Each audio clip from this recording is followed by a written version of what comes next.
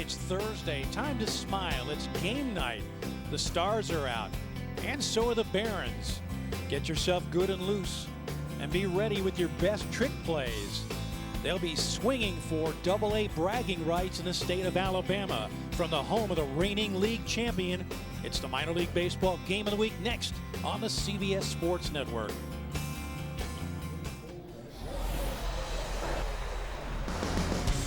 Birmingham, Alabama, they call it the Magic City. And downtown Birmingham features Regions Field. It's been a magical place already for the Birmingham Barons, who tonight host the Huntsville Stars on the minor league baseball game of the week here on the CBS Sports Network. Hi again, everybody. I'm Dick Gabriel, along with former big league infielder Doug Flynn. Lauren Gardner will join us shortly. Regions Field, a beautiful place, Doug, and it's a great place to see a baseball game. Dick, we've traveled all over the country doing ball games this year. One of the most beautiful ballparks that we've seen. It's also one of the larger ballparks for a AA stadium, and they have room to expand, but they may have to with the way they're drawing people here. Right now, you see a pennant race happening with these two Alabama teams, although Birmingham has lost 5 straight, dropped out of first place. Huntsville's already qualified for the playoffs, but trying to win the second half as well. In the lineup tonight for Huntsville is a big stick, a guy who's really generating offense. Well, that's true. Nick Ramirez, a big first baseman, and we're highlighting a couple of kids tonight at first base. When he makes contact, the ball goes a long way. He has 17 home runs. Last night we saw him knock in his 75th RBI. So right in the middle of that lineup, he can be a real threat. And for Birmingham, a raw talent, but they're expecting big things from this young man. Well, a lot of folks may have heard of Ronhel Ravello, and the reason is because he has one of the longest hitting streaks in minor league baseball history. 26 games in a row. It just ended in July, but this kid can swing the bat. He's leading the Southern League in almost every single offensive category, or at least in the top 5. Been their best player and most consistent player. We mentioned Regions Field being a magical place. That goes back to when this team moved in last year. And with more on that, let's go downstairs to Lauren Gardner. Lauren. Well, Dick, it was dubbed a season to remember when it was really a season of first here for the Barons. It was a debut of Regions Field that was built in a short 14 months, and the first time that the Barons have been here in downtown Birmingham after spending 25 years in the suburbs of Hoover. The team clinched a playoff berth in the first half of the season, and during that postseason run, went to a Game 5 deciding both of those series and won the championship game right here at home in front of a sold-out crowd. So, guys, it's no wonder that the Barons lead the league in attendance. Everyone around town has really been raving about this team. And they're expecting another full house tonight here at Regions Field. When we come back, starting lineups, it's the Stars and the Barons. Minor League Baseball Game of the Week on the CBS Sports Network.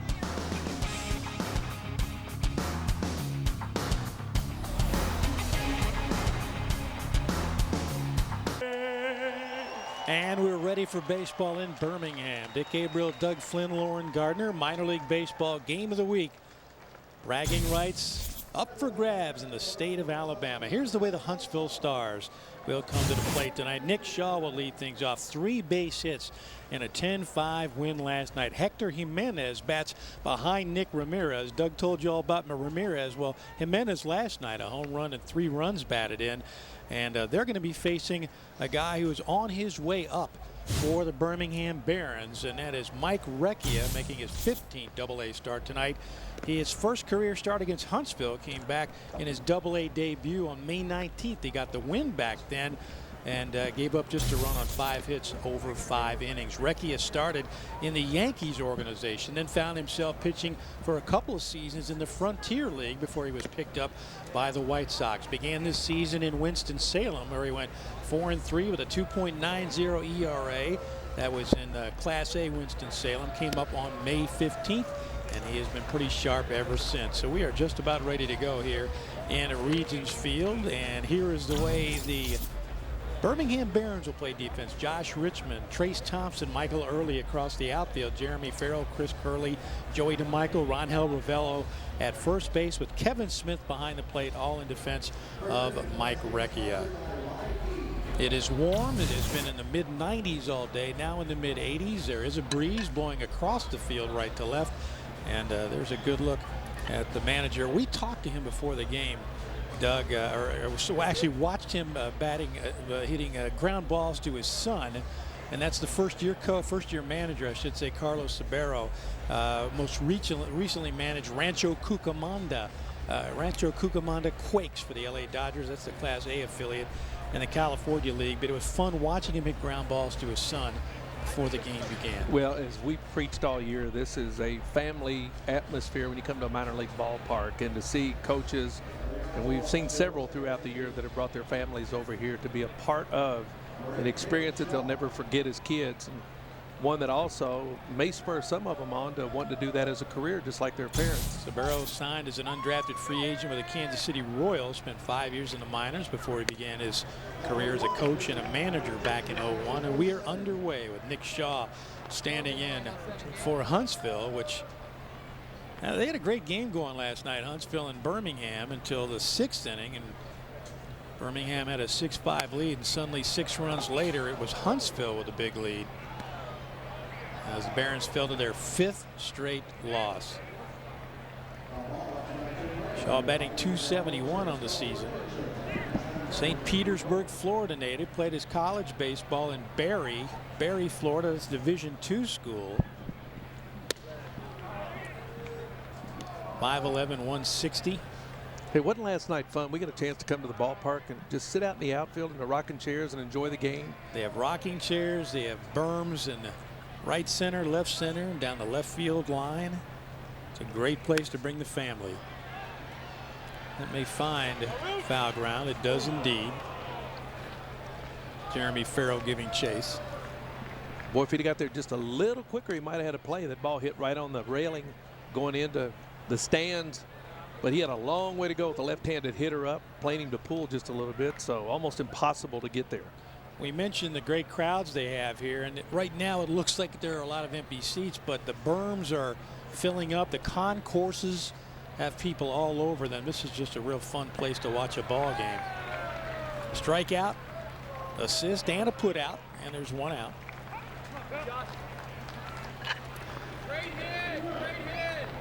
Now Josh Fellhauer steps up for the Huntsville Stars, named for the space industry with which Huntsville is economically tied. NASA conducts operations at nearby Marshall Space Flight Center. Fellhauer himself from Rancho Cucamonga, California, one of your favorite towns. I think you just like saying that. Cal State Fullerton product. You great work program. that in. Every ball game we do, you work in Cucamonga somehow. As you point out, it's fun to say. 5'11", 175, originally a Cincinnati Red, drafted in the 7th round in '09.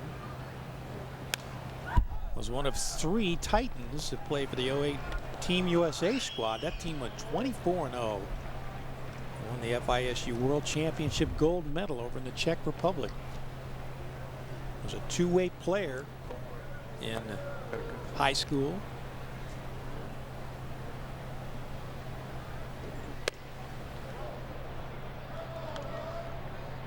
Josh's grandfather, Richard, pitched for the old St. Louis Browns. That team went on to become the Orioles. And his dad was a 6th-round draft pick by the Oakland A's as a shortstop. Pretty good pedigree right there. Baseball, the family business. Inside-out swing. That could be extras and likely will, as Fellhauer takes the big turn easily in the second with a double. Saw a lot of extra base hits last night, didn't we? Well, they came out swinging the bat, especially in that 6th inning where they put together a big inning to go ahead and blow the game open. But, you know, this pitch right here is just a fastball right over the middle of the plate. He doesn't try to pull off of it. Keeps those arms in, inside outs. It goes down the left field line. And nice ballpark with a lot of room, but the ball does carry, as we saw last night, Dick. And it'll carry for this man if he gets a hold of one. Nick Ramirez, 6'3", 225. And like his teammate, a product of Cal State Fullerton. He's a native of Anaheim, California. Brewers made him their 4th-round pick in 2011. Was also an outstanding pitcher at Cal State Fullerton. Yeah, he was a good two-way player when he was in college. And we've seen that when he makes contact, he can be very dangerous. His problem is that he struck out 125 times now and on pace for 150-something, which actually would be a little bit better than what he had been doing. So he's got a big swing, but boy, he can generate some power with it. Also played internationally, part of a silver medal team for Baseball USA. Big West Player of the Year in 2011. Runner in scoring position, 1 out. That'll move the runner. Joey DeMichael makes the play, 2 down. So a sigh of relief for the Barons. But you saw how hard he hit the ball. That ball hit right on the money, but as you said, right at DeMichael, who had him played perfectly. They didn't really put much of a shift on him. Hits the ball all over the place. Last night we saw some really good defensive plays. We saw some balls that may have been caught, but the wind was certainly allowing the ball to carry really well last night. Now Hector Jimenez, switch hitter, 5'10", 230, so he packs a lot of power into that frame. Nice pickup by Ravello. He'll take it himself. The Stars get a man to third, but that's where he remains. And we'll go to the bottom of the first. Scoreless here in Birmingham. It's the minor league baseball game of the week on the CBS Sports Network.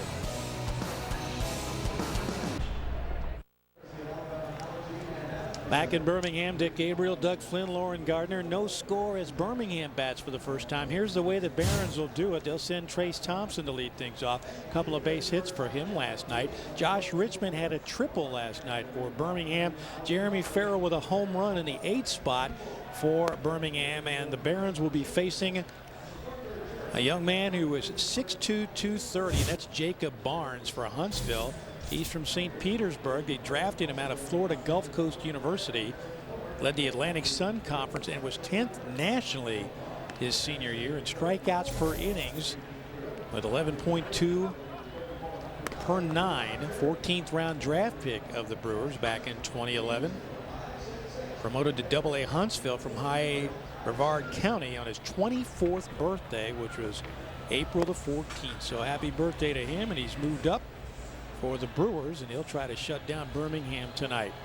Here's the way Huntsville will play defense around the outfield. Josh Fellhauer, Eric Komatsu in center, Kentrell Davis in right field. Around the horn, Josh Prince, Yadiel Rivera, Nick Shaw, Nick Ramirez, Robinson Diaz behind the plate. Keep an eye on Davis in right field, a powerful, speedy athlete.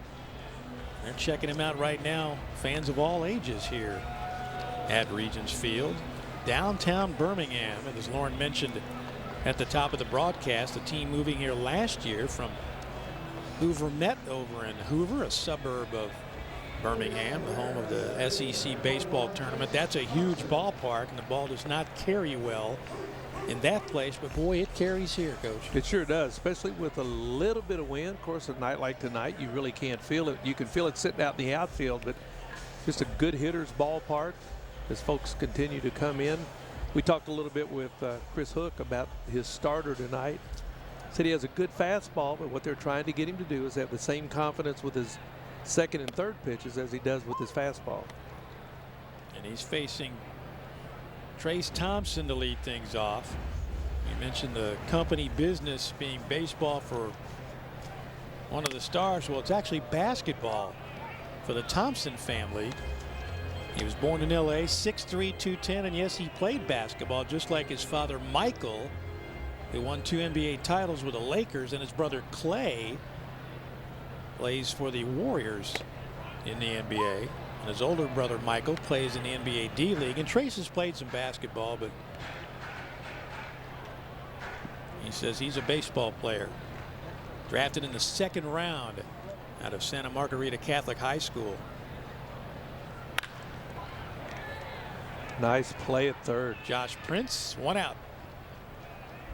Ball had a funny little hop, was hit hard, and it just looked like he got in between hops, but was able to smother the ball. It looked routine until it left the grass and came right up on him. You can see the ball's hit extremely well. He catches it on a short hop, does a good job keeping his body in front of it.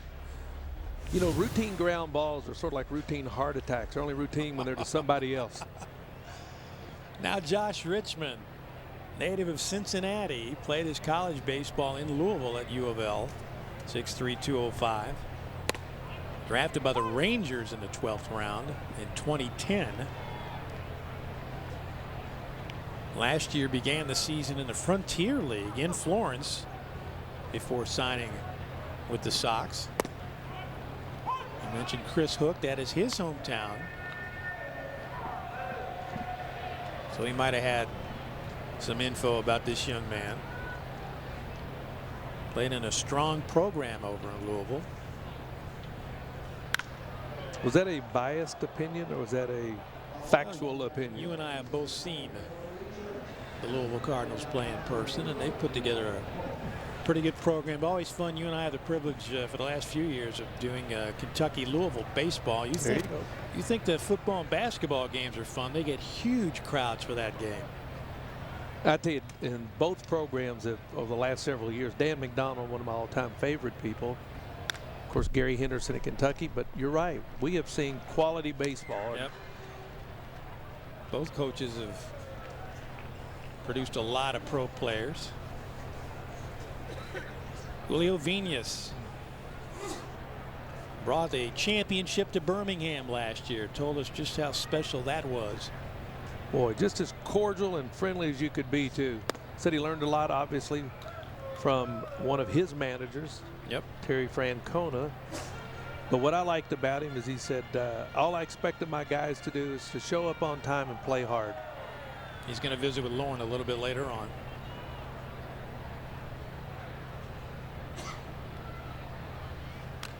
Ooh, Rich may have got him. Flipped upstairs. Runner on base now for Birmingham. Of course. Looked almost like it hit the bill of his hat, but no, just off his shoulder. Boy, just the proper way you see him turn. And that was close. That was close. So now a runner on, one out for Dan Black. The guy who began the year in AAA baseball and was tearing it up.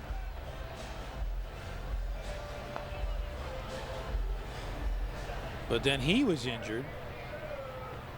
And by the time he came off the DL, there were no at-bats for him. The man who took his place in the lineup was tearing things up. So in order to get him some swings, get him some playing time, they sent him to Birmingham. And he's getting it done now. A .282 average.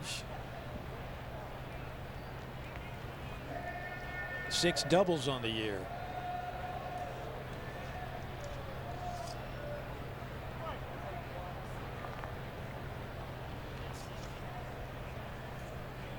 Huntsville put a man on, got him to third in the first inning. Solid shot to center.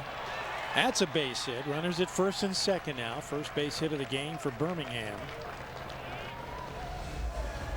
Richmond at second base now. Boy, just served it out there. Got him a nice pitch. Look, he did just perfect swing. Lefties look so pretty when they swing that bat, especially with balls away that they either take up the middle or hit the opposite field. That time, very little movement, short, quick swing.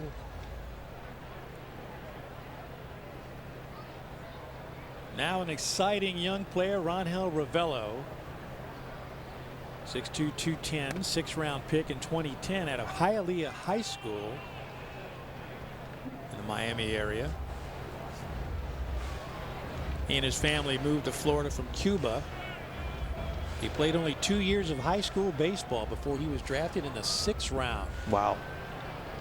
Shows you he's still got a great upside. .313 batting average, leads this ball club with 57 RBIs. Missed part of the 2012 season after July 3rd. He left the team for what's being called undisclosed personal reasons. Hit a combined .292 over parts of 3 seasons in Kannapolis, ball club we saw earlier this year. In fact, we've seen 3 or 4 different minor league clubs, as it turns out, for the White Sox. They just seem to follow our cameras. I think around. this is our 4th. Yeah. You know, it reminds you a little bit of a kid we saw play in AAA for the Dodgers by the name of Guerrera. Yep. Also from Cuba. Signed a 4-year, $30 million contract, working his way to the big leagues. That's the way to do it.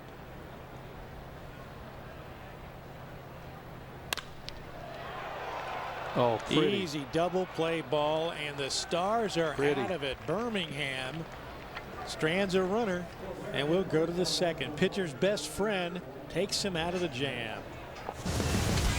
No score here in Birmingham after the 6-4-3 double play. Minor League Baseball game of the week on the CBS Sports Network.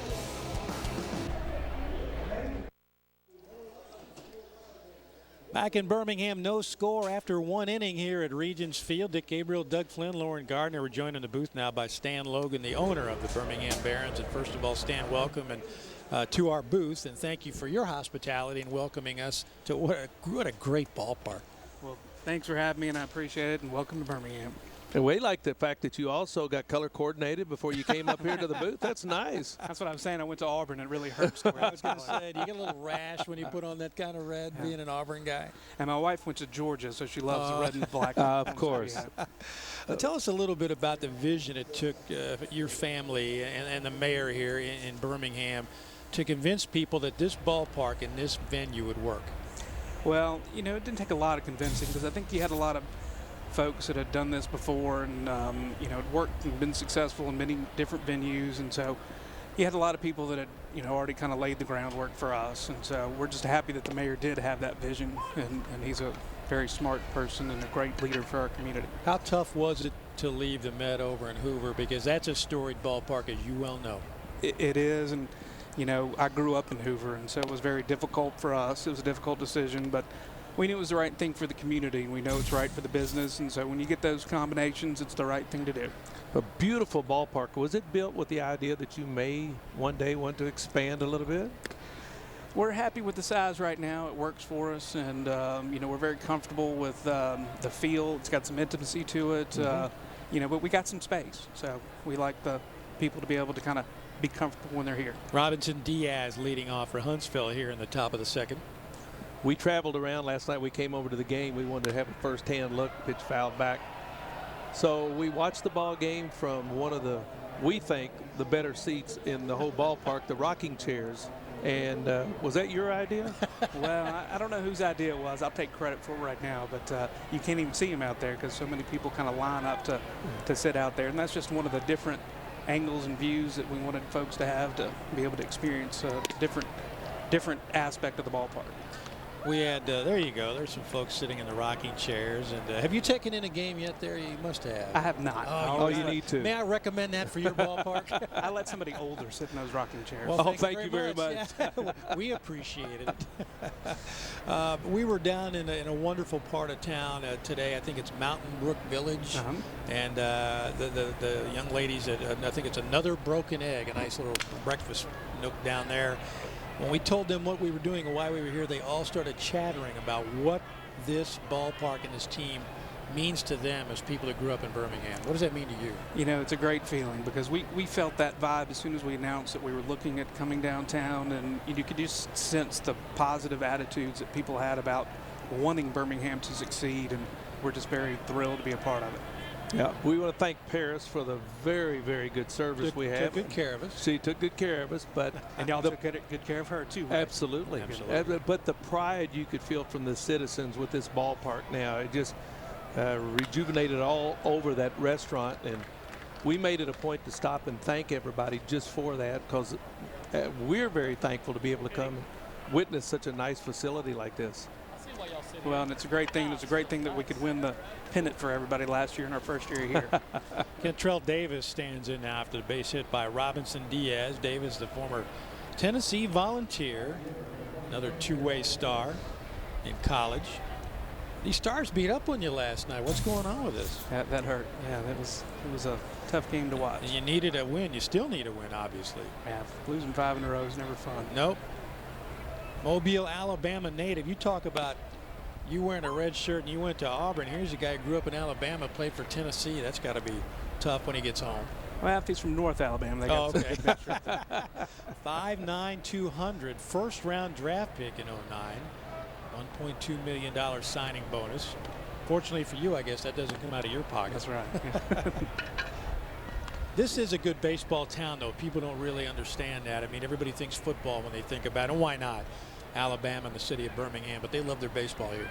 You know, the baseball here, the little leagues are very very strong. I grew up playing little leagues in Hoover, and it's always been strong. And the history, you know, from Rickwood Field into the, you know, when I was a kid going, you know, to watch it there and then to learn the history as I got older, it's really a phenomenal part of our town. Speaking of which, 20 years ago this season, Michael Jordan played for this team. Everybody knows that about Birmingham, but a lot of great players have come through this franchise. Yeah, Frank Thomas, who just went to the Hall of Fame, played for us just a few years before that.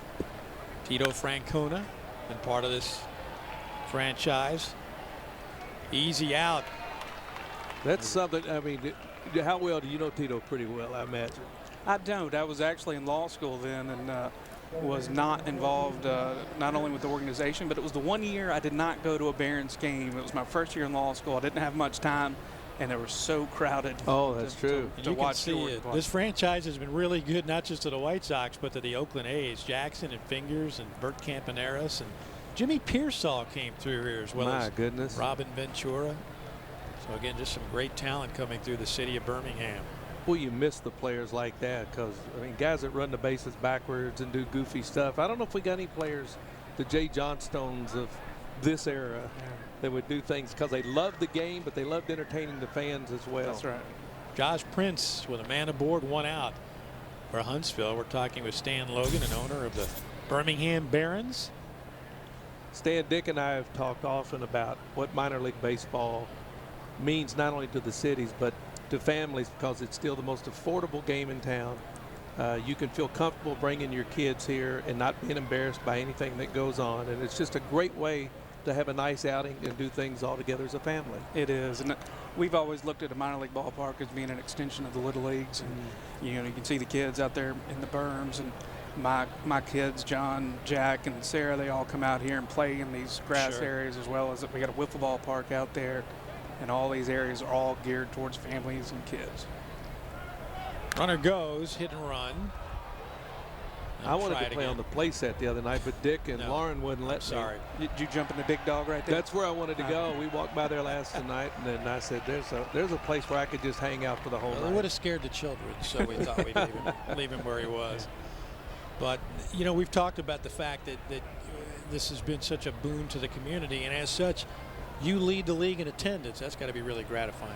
It is, and we're very proud of our community. We're proud of the support we get. We're proud that the kids that are in Children's Hospital right now can watch a baseball game, and on Friday night can watch fireworks. It's just a great asset to our community. Children's Hospital is just beyond the right center field wall in downtown, not too far from the ballpark. A tremendous facility. There's a great look at it, attached to the UAB hospital. You know, we were staying and folks would come to us that didn't know us if we got off the elevator, and they were so friendly. Everyone over there treated us so well, saying, do you have someone here in the hospital, or how long have you been here? And you just made to feel welcome as soon as we came into town. Yeah, that's great. We got a great community. We're very blessed to have the support that we do. One of the things that's been common among all the stops that we've made is the commitment and the devotion to customer service at all these minor league ballparks. And everybody takes great pride in that. I know you do too, don't you? We do, and we always walk around, make sure that our lines are short, and that if they're long, we all step in. Everybody in our organization knows that that's part of our responsibility, from me, my father, my brother, our general manager. All of us are great about just trying to step in immediately, and we've got a great staff to do that. Well, you know what's interesting too is that everywhere we've been, for the most part, the announcement has been national television coming for the first time in the history of fill in the blank. That's not the case for your facility, your franchise, rather. You guys, back when Mr. Jordan was here, you were on national TV, and yet your folks have taken great care of us and our crew, the guys in our truck. Well, we're thrilled to have you here, and we just appreciate everything you guys do for minor league baseball. Well, for those of us that played a little bit in it, it's very special, and I could never even imagine as a minor league ball player having a nationally televised ball game. I think I'd have been scared to death. I thought some of our players looked a little nervous, but they were pretty into it. Yeah, we heard they were all tweeting and getting word out to their families what time and what station. I was more worried about Julio. I was trying to see how he's doing. Julio was very relaxed. Oh, he was He's great. always relaxed. He's a great guy. You know, you're talking to Kurt Bloom, your fine radio announcer, about the fact that Michael Jordan is so readily and easily as a runner goes again. And this one tagged the center field, but it's a big outfield. Trace Thompson will haul it in. 2 out. And I mentioned him. I said, is that kind of old hat to you guys? With no disrespect intended, but a lot of great players have come through here. And he said, you know, almost every day, he said, someone maybe asks him about Michael Jordan, who played here in 1994. So he said, you know, it's kind of intertwined with the ball club. But as he pointed out, you know, there have been so many great players who came through that everybody around here knows them just as well as they do Michael Jordan, or better. You know, and sometimes you have some personalities that, like a Josh Richmond, who may not be a star, but he connects with the community, and people really respond to that. Somebody that loves the game and respects the game and just plays it really hard. Well, and your manager was telling Doug and Lauren as well about how much he encourages the players to interact with the fans, sign autographs. He said, you never know when someone's going to want an autograph, and someday you'll stop. You know, so it's nice that they want him. Said he tries to do as much as he can. Yeah. Well, not only that, fly ball to left. Finish your thought. My thought is that not only that, but you might be signing the autograph of a CEO's kid or something, and they may like that, and they say, hey, I'll take you when you get out of the game. Thanks for visiting with us. We appreciate the hospitality. Congratulations, Stan. Thank you, buddy. Thank you so much. And still scoreless here in Birmingham. That was Stan Logan, owner of the Birmingham Barons. Back with more on the CBS Sports Network.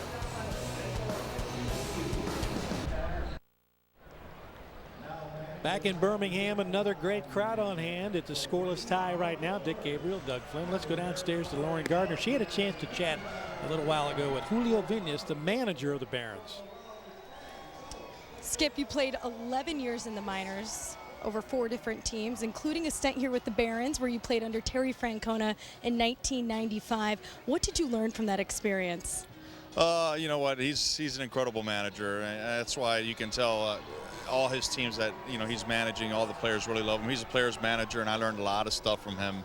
And, you know, a lot of the stuff that I do with our guys now is stuff that rubbed off, you know, when I was with them. So, you know, I really admire Tito. He's a fantastic person. He's a great baseball man.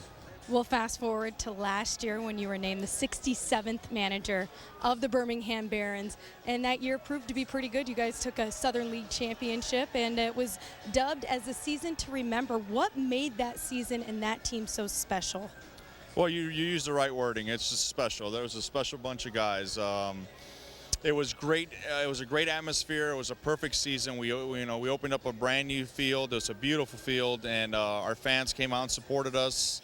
And, you know, it was just that special core of guys, and everyone just bonded and pulled for each other. And it was just, it really was probably my funnest year in baseball.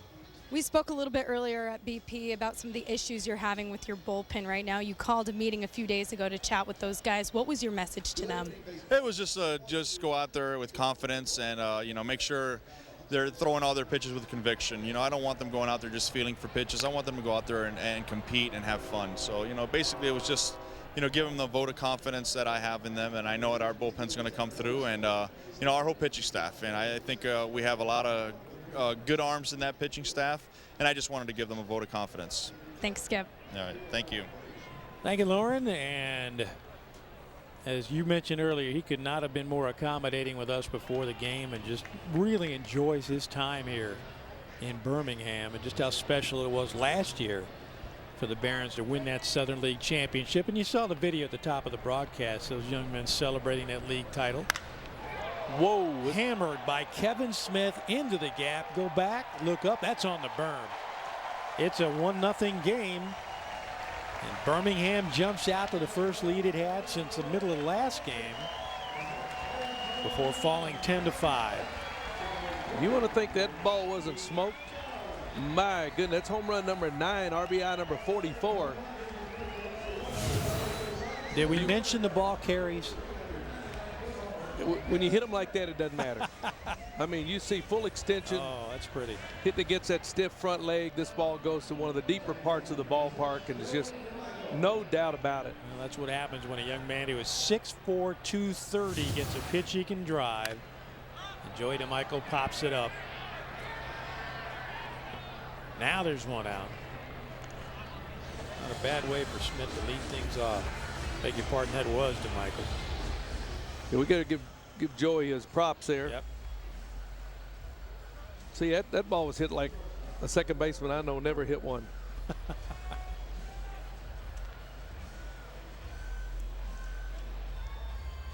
So now Jeremy Farrell, homered last night.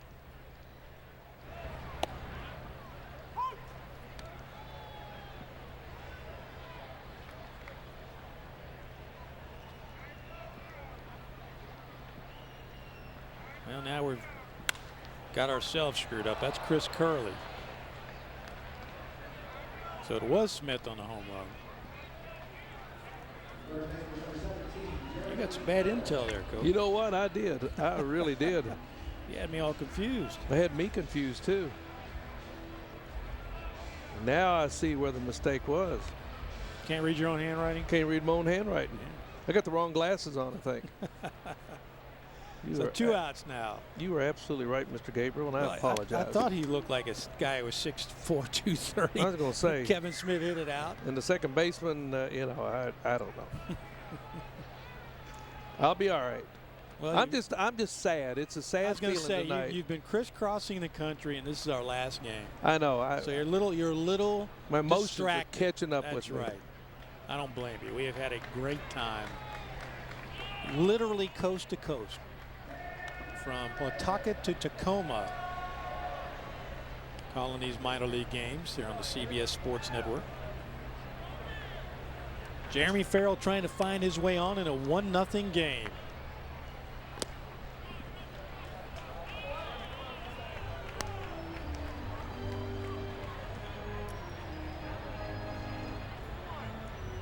"26 runs batted in, 15 doubles on the year for Farrell.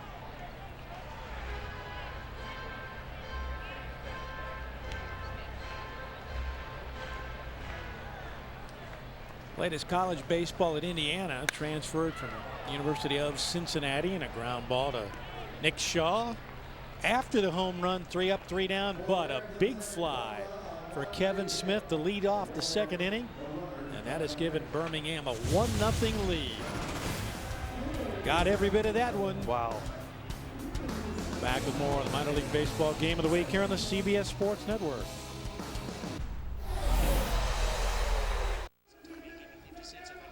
One 0 Birmingham with a lead on Huntsville here at Regents Field. Dick Gabriel, Doug Flynn back downstairs to Lauren Gardner. Lauren. Well, guys, we were talking earlier about Michael Jordan's well-documented stint here with the Birmingham Barons. Well, not only is he known as a fantastic athlete, but as a shoe mogul. And this year he released the Air Jordan 9s, which are also nicknamed as the Birmingham Barons. They debuted on April 5th, and they were worn in an NBA game by Monte Ellis of the Dallas Mavericks. And here's the ironic part, guys. At a Spurs game, San Antonio Spurs game. So the colors didn't exactly match up, but they did make their NBA debut, and those things are pretty cool if you get a look at those. And leading off the third inning, Yadiel Rivera with a base hit.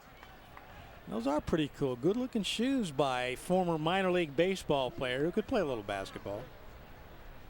Well, yeah, it was kind of interesting too. He chose the number 45, his high school number, instead of the 23 that we were so accustomed to watching. And when he came back to play basketball later, he kept 45 if memory serves. Nick Shaw now for the Stars. Struck out to open the game.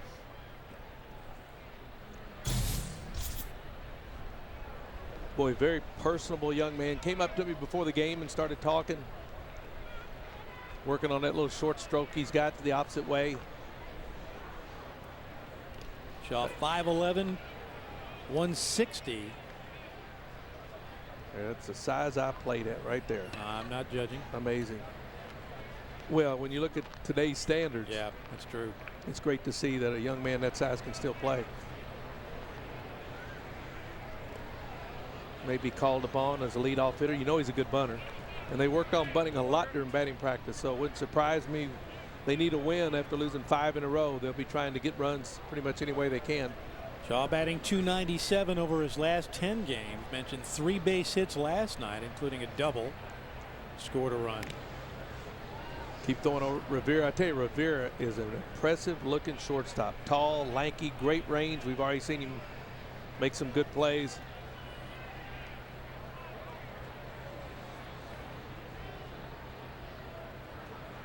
Interestingly, Shaw with a better batting average on the road, 299, as opposed to 236 at home, almost the same number of games.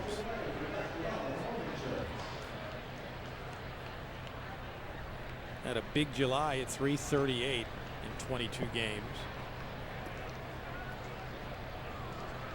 6 doubles and a triple.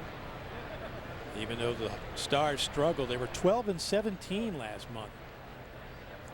Last night they began a 10-game road trip.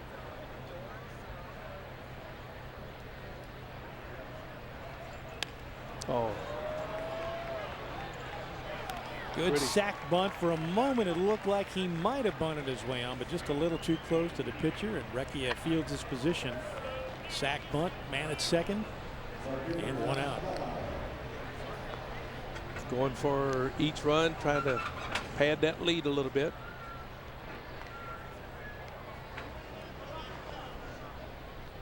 Well, you still got quite a bit of season left. 3 weeks of the season left for these young people before they start. Some of them may get a call up to the big leagues, and others maybe here just to play in the playoffs. Boy, the rosters have really changed this year. 5 of these Huntsville Stars already have had a taste of big league competition. Josh Fellhauer doubled back in the first inning, stranded at third when the inning ended.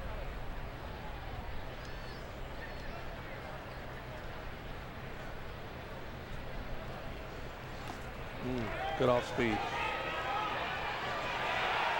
Bang, bang at third. Not bad. Kevin Smith, Jeremy Farrell, 2 down. Well, he hesitated just a little bit before he went. Good job by Kevin Smith behind the dish. They gunned down Yadiel Rivera. Ball got away from him. You know, one of the things he did that was so good is we'll see here's a breaking ball down. It gets away from him. He goes bare hands the ball. Doesn't even try to put a glove on it. Ooh, close, close, close. Now, give Farrell credit for selling that play. But as you said, a rocket throw by Kevin Smith. Well, Now, sometimes when you know it's going to be close, you have to sell it. That's either making a noise with it, saying something, smacking the bag real hard, whatever you can do. And he certainly did a good job of it. Come on.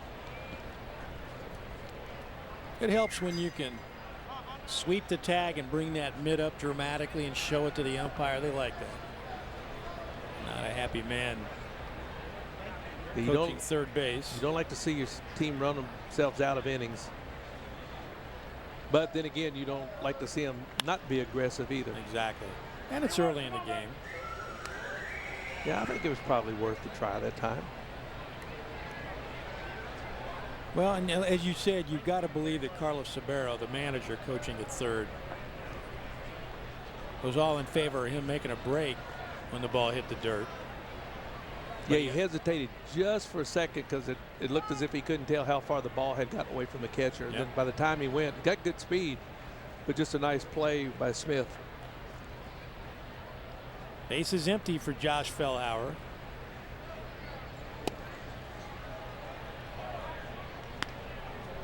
Center fielder Trace Thompson in a step or two in center field. Has the speed to cover a lot of ground behind him.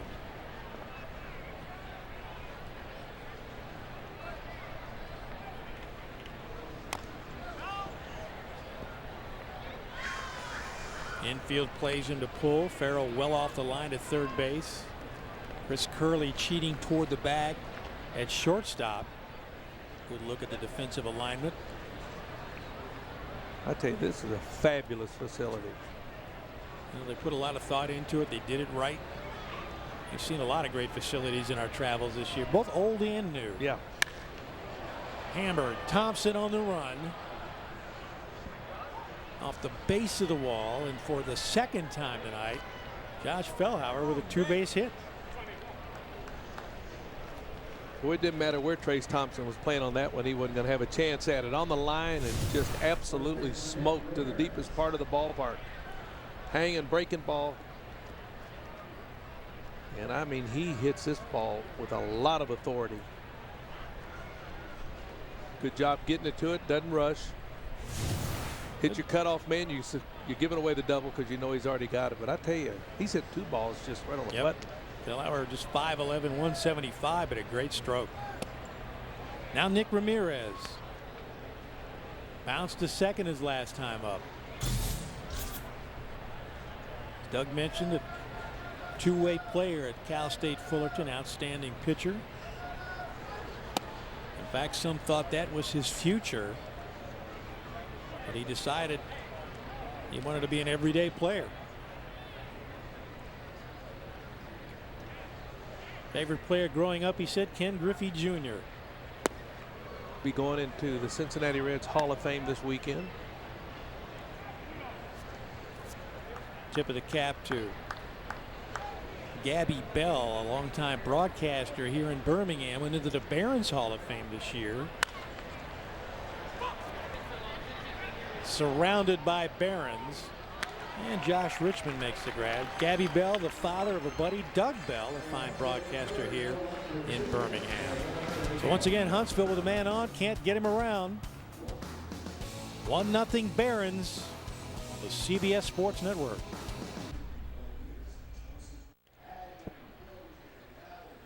One nothing Birmingham leads it in front of a crowd that is relaxing on the berm here in Regents Field. Dick Gabriel, Doug Flynn, Lauren Gardner. How y'all doing? This is where they say before the game, play ball, y'all. Why not? Tuesday, August 7th, 1956. This day in minor league baseball history, the largest crowd in minor league baseball history, a total of 57,000 headed into the Orange Bowl to see 50-year-old Satchel Paige pitch the Miami Marlins to victory over the Columbus Redbirds. Satchel Paige, arguably one of the best of all time. Tall and lanky. He's from Mobile, Alabama. He won over 2,000 of the estimated 2,500 games he pitched in. 64 consecutive scoreless innings, 21 straight wins, 31-4 back in 1933.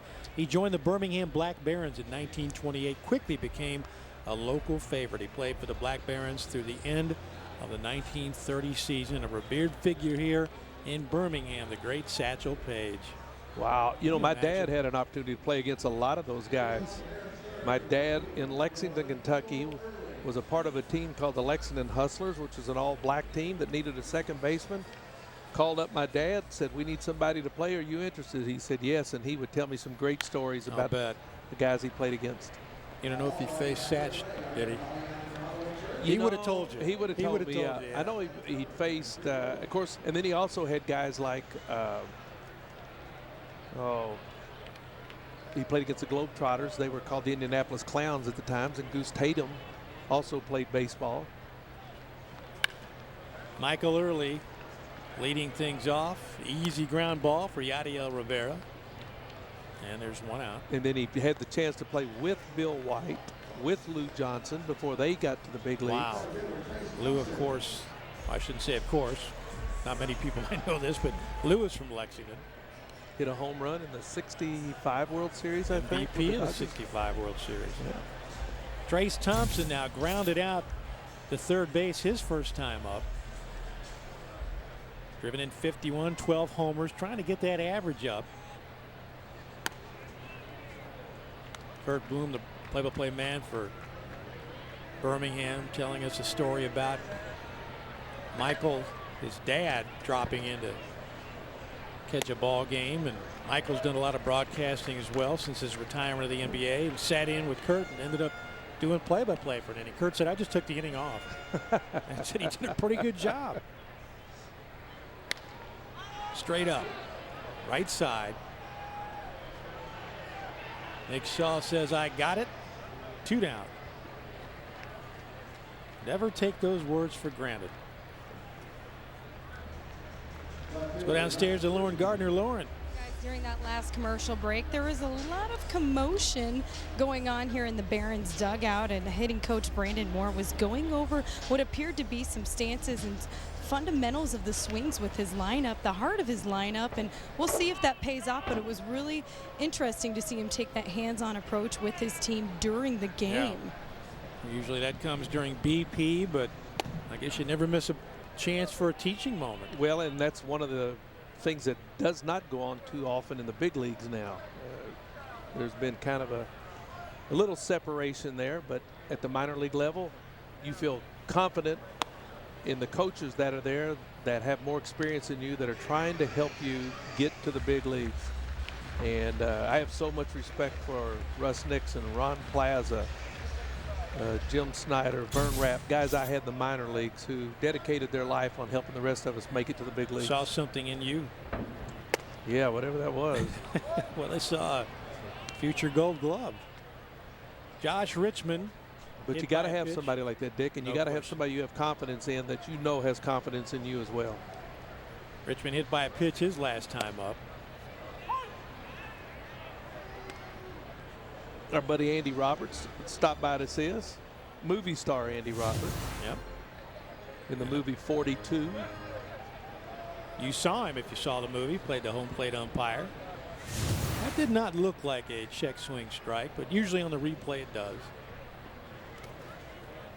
Andy was the bullpen catcher when Michael Jordan was with the Birmingham Barons and offered his advice as a consultant for the film 42. And one of the producers gave him a role. Next thing you know, he's a movie star and he won't talk to us. That's right.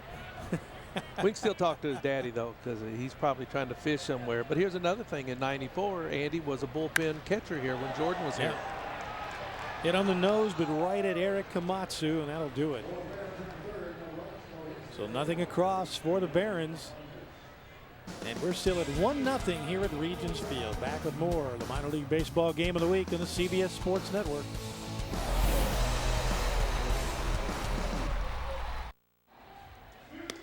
Back in Birmingham, where anything can happen out on the berm, including a wing eating contest.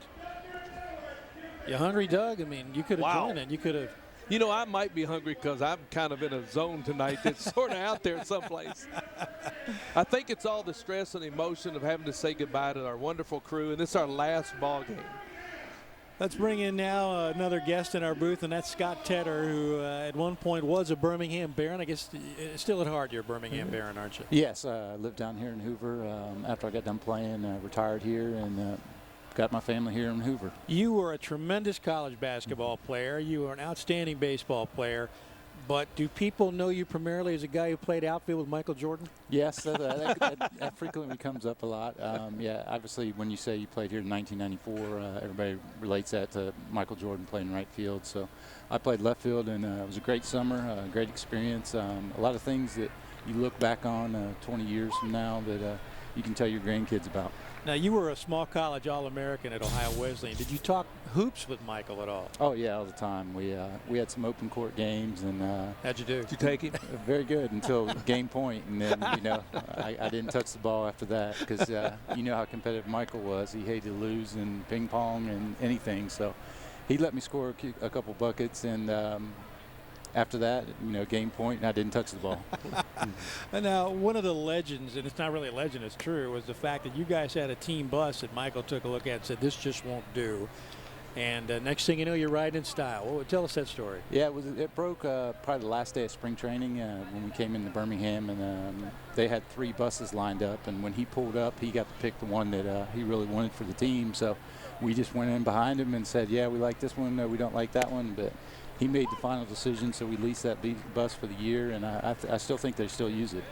Actually, you know, they just told me that was sold to a collector. Somebody who just wanted the bus that Michael Jordan provided you guys. So it wasn't too long ago that it left for a private collection. What will you take away from that year if you haven't been around him? Just his competitive edge, the hard work that he does.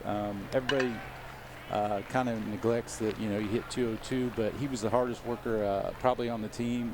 First one to the clubhouse, the last one to leave. He would take BP after games. You know, all the crowd would leave, and he'd have an 0-for-3 game, and all of a sudden they turn the lights back on. He'd be out there taking BP. Wow. He was just a very, very fierce competitor, and he wanted to do well. As you know, he was playing for his father, and he wanted to make it to the big leagues.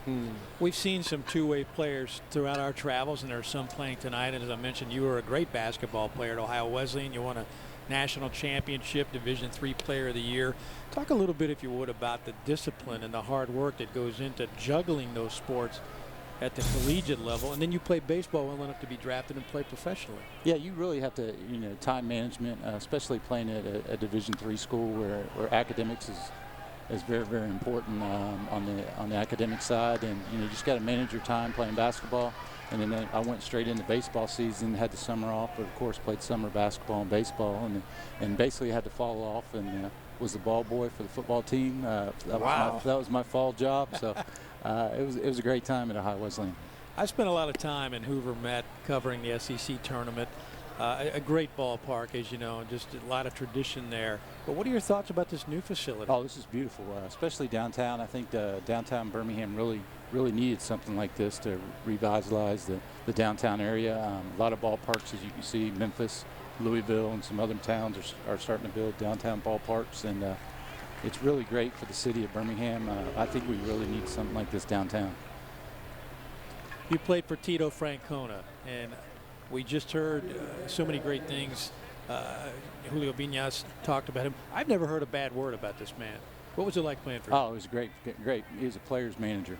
He asked you to be two things: be on time and play hard. That's all he asked. And if you did those two things, you were good races with Tito. But very, very knowledgeable of the game. Obviously, after winning 2 World Series with the Red Sox, and now coaching, managing my Cleveland Indians. You were drafted by the Indians. Yes, my junior year. So he was just a great guy. He was a perfect manager for Michael, handling all the hoopla because Tito played in the big league, so he knew the media, how to handle, like Michael didn't know how to handle the media, but he kind of coached him along on the baseball side. So it was a great match, and I know they still talk today. Terry, growing up with a dad who played in the big leagues, and he'd been around it all of his life, and what people don't realize is what a good ball player he was until he got hurt. He had knee problems a lot and knee surgeries, but he could hit. And I played with him a few years in Montreal, so when he came to the point where he wasn't able to hit or to play because of his injuries, and he started studying the game a little more. But if you'd asked me back then in those days, I said the last person in the world that's going to be a manager is going to be Terry Francona.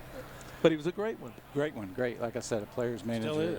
Still is with the Cleveland Indians, and like I said earlier. But just a great person on and off the field, great family. I think both his daughters just graduated from the University of North Carolina. So he's just a great person. Again, like I said, a great manager. He made it happen, obviously, here in Birmingham and in Boston, and he's getting it done in Cleveland. Tell us a little bit, though, about the role of the manager at this level for players that just have all their hopes and dreams on making the bigs. Well, basically it starts here in AA because, a lot of players get called up from AA. The AAA is loaded with the veterans, so the AA are the prospects that really have their great shot to get to the big leagues. So he really tooled us, taught us the fundamentals, basically made us work like big leaguers. Scott, thank you so much for coming in. Congratulations on your success. Thank you, sir. Thank you guys for having me. See you, Scott. Thank you, buddy. Okay. That's Scott Tedder, former Birmingham Baron and one of the all-time great small college basketball players as well. Still 1-0 Birmingham here at Regents Field. Back with more on the CBS Sports Network.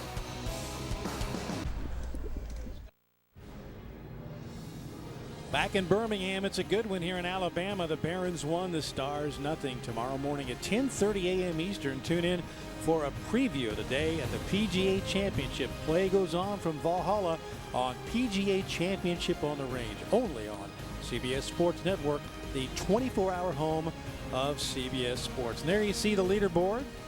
Ryan Palmer, Lee Westwood, Kevin Chappell locked up in a good one, but lurking just a stroke behind. Both Rory McIlroy and Jim Furyk. 3 more at 5 under at Valhalla in eastern Jefferson County, Louisville, Kentucky. And what a night for baseball here in Birmingham. Yeah, you say you're a little off tonight. Maybe that's why. It's almost a full moon. I don't know. I'm feeling kind of. I might be starting to sprout hair or something in a minute. Rory McIlroy, one of the things he did, I saw he started this back 9 with a double bogey and a bogey that got him back to kind of golf, even. brother. So he must have played really well the last 7 holes. He's just been on fire, but there have been a lot of dramatic moments at that golf course in my hometown. Like every town, extremely proud to be hosting the PGA again. Had the Ryder Cup there, senior events. Dan Black steps up, singled his last time up for the Barons. Birmingham trying to extend a 1-0 lead. Back and forth last night with Huntsville before giving up a 6th spot, dropping its 5th straight. Barons were sailing along at first place here in the second half of the season before dropping 4 straight at Chattanooga, which is not one of the stronger teams in the Southern League.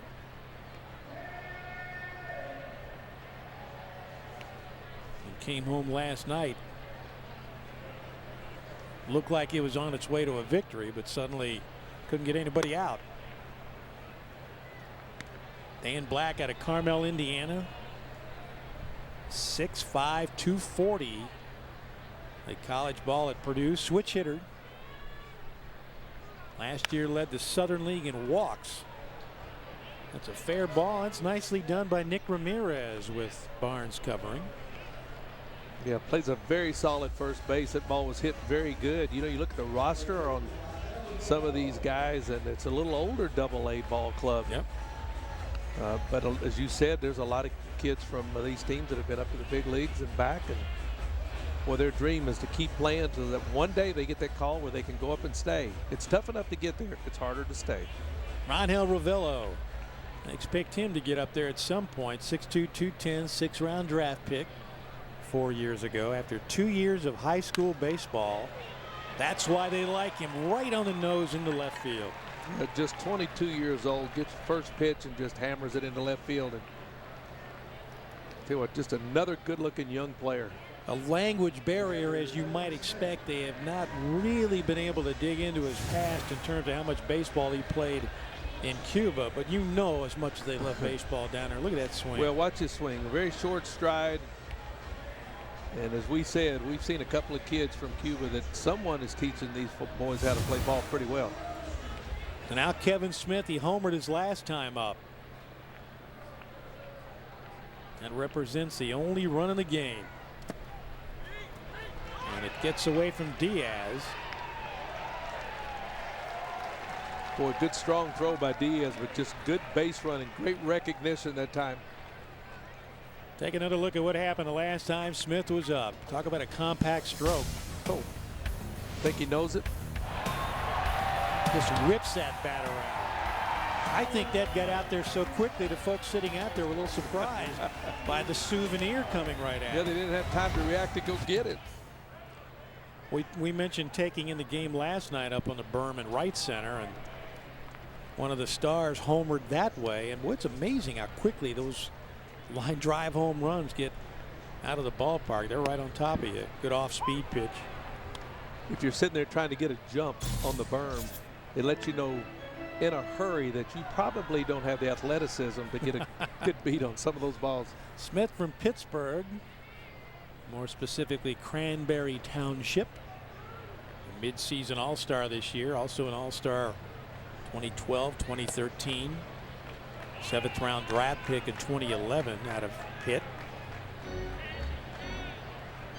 Was a two-sport man for the Panthers, but as his playing time at quarterback diminished, he realized baseball was his future. Senior year batted .397. White Sox took notice. Hammered on the run. Komatsu runs it down. And now coming back to tag is Ravello. He played it halfway thinking that might have been over Komatsu's head. But because it drove him to the warning track, Ravello easily tagging and moving to third, but there was some juice in that one. Gives you just a little bit of idea how the ball's carrying here, because he thought he had a pretty good beat on it, and then he had to put it in full gear to get back to the wall or near the wall. See the dust fly up. It's obviously going out. Good base running that time as well by Ravello.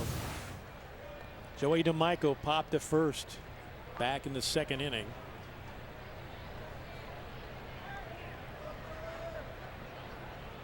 Runner at third now with 2 out.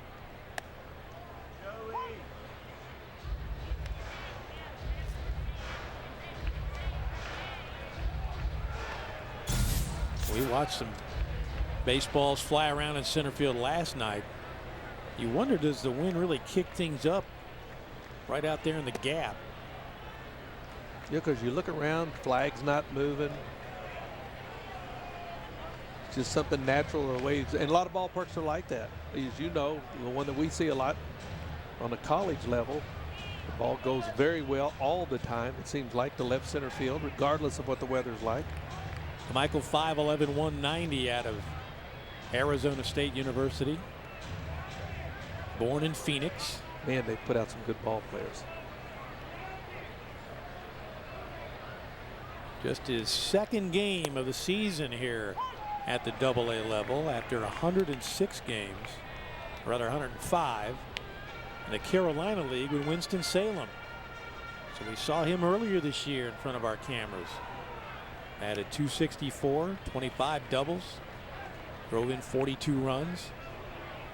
Hitless last night, scored a run. Nick Shaw. And they strand a runner at third base, and we'll go to the fifth. It's still a pitcher's duel here at Regents Field in Birmingham. 1-0 Barons, minor league baseball game of the week on the CBS Sports Network.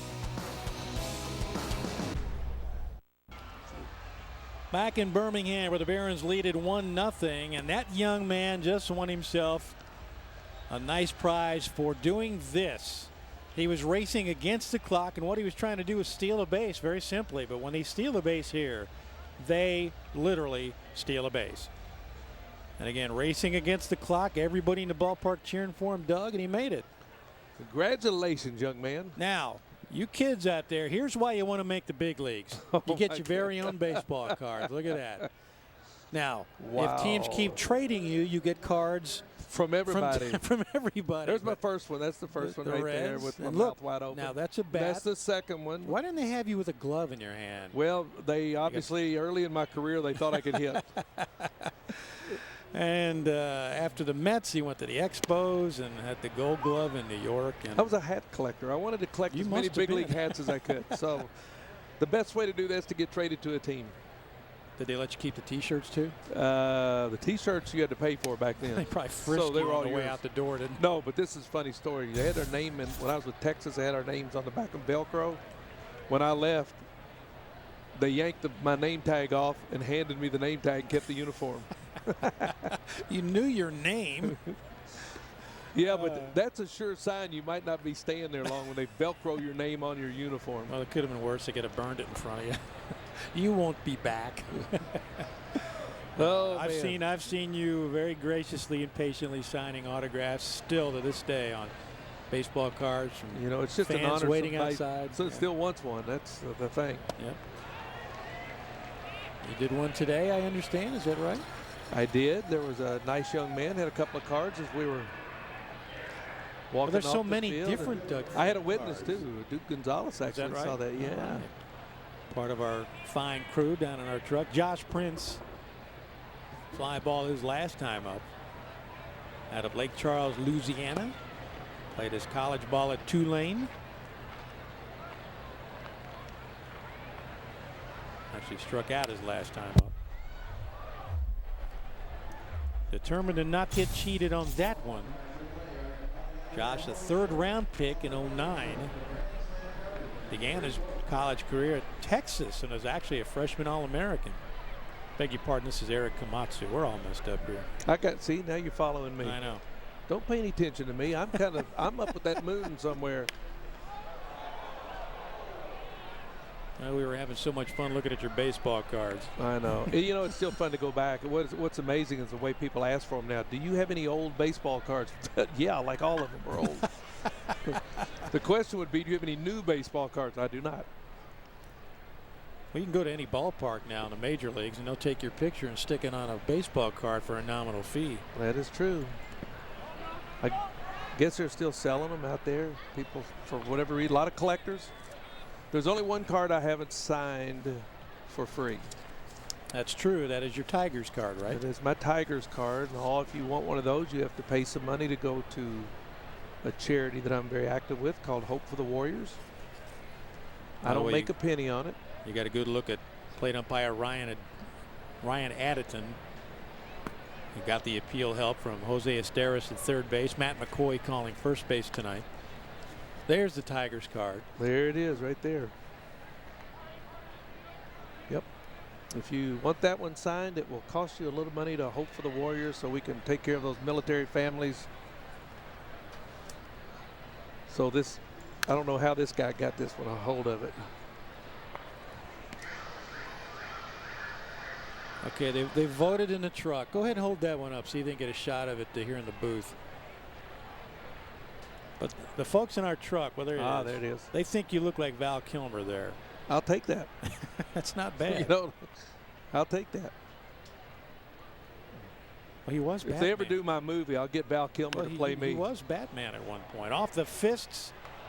Great effort by Josh Richmond making the big turn. Komatsu now heads back to first base. Boy, that was an outstanding try. The way he came in to block the ball if he missed it as well. Chris Curley going out just in case, but he comes full speed. You watch him dive for the ball, and then he's going to try to keep it in front of him. Just smothers it. Yep. Realizes he realized he didn't have a chance to make the play. And then communicates with his shortstop about the fact that the runner was staying at first base. Richmond with a great effort. So now runner at first for the Stars. Tying run on base. Yadiel Rivera singled his last time up to center field, then got caught trying to go from second to third on a ball in the dirt. Well, I know we've only seen him for 2 nights, but I tell you, he is smooth at shortstop. He's exciting. Native of Puerto Rico, 6'2", 175. 9th round pick. 2010 out of high school in Puerto Rico. Great range. He makes some of the tough plays look very easy. Last night's game began as a pitcher's duel. And a little bit of offense here and there, and suddenly a lot of offense by Huntsville.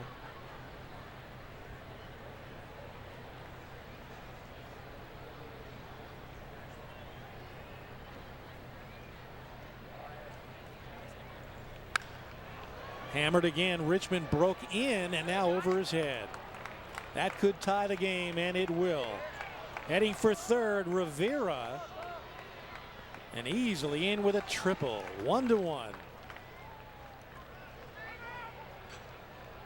Boy, you said it many times, Pro. Hit right at you. That's the toughest kind. It really is. That ball right there, it's hard for you to make a decision on whether to come in or go back when it's hit right at you. And that time you saw Richmond take the first couple of steps in, and then now he knows he's beat.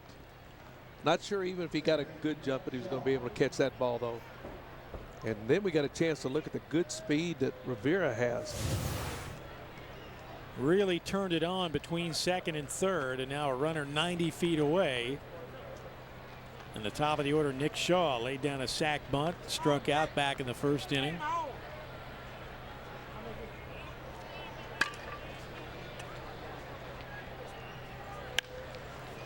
Boy, there's a 2-1 lead now for Huntsville. They're picking on Josh Richmond, it looks like.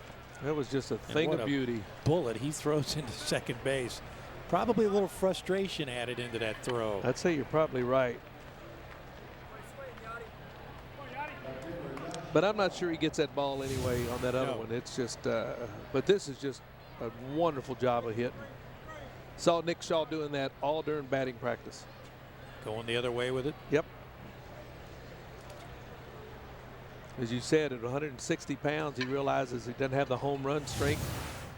They leave that area between third base and shortstop pretty wide open, and he takes advantage and tries to go there. And he happens to be just a hair late. RBI number 30 on the season for Shaw.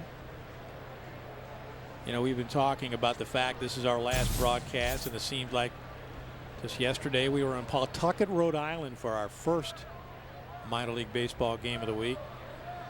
Pawtucket and Indianapolis as Josh Fellhauer looks for his third base hit of the night. Pair of doubles tonight. This has flown by. Nice summer gig, as someone said. I said, yeah, this would be a nice lifetime gig. Get to go to the ballpark every day, watch baseball, be with good people. Well, you and I have been fortunate enough prior to this run of games They cover a lot of college ball. Inside out, Richmond on the run. It's trouble. Another base hit for Huntsville. That's 4 straight. So now Shaw at second with Fellhauer at first. He's 3 for 3. Well, very similar to what we saw last night. Game was nip and tuck until the 6th inning, and then Huntsville strung together several hits. We're going to have a little talk to the pitcher right now. I mean, there's nothing you can do about those. That's just a good pitch. Yep. When you're going good, those are base hits. When you're not, it's a pop-up. You can see he really gets jammed on it. But he's swinging a pretty good bat tonight. That's his, you said, Dick, his 3rd base hit. Brett Burns makes his trip to the mound, the pitching coach. 21st season of coaching at the pro level, second with the Barons. Takes his time to give the bullpen a chance to come to life. Well, there's a guy that not only has had a good coaching career, Absolutely. but a very good playing career. 3rd round draft pick by the White Sox. He was 19 years old. Made the AL All-Star team back in '81. Was part of that ALCS title team at '83. Saw another former big leaguer now working with the White Sox. Bruce Benedict is here. See the pitch count for Recchia. Hasn't pitched badly until this inning, and the Stars have been hitting him all over the park. Good breaking ball there that you could tell the Recchia wanted. Didn't get it even when they asked for help.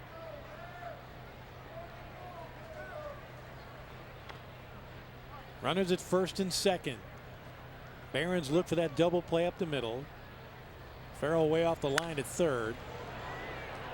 Look who's on the move again, Richmond. Runners stay put, 2 down.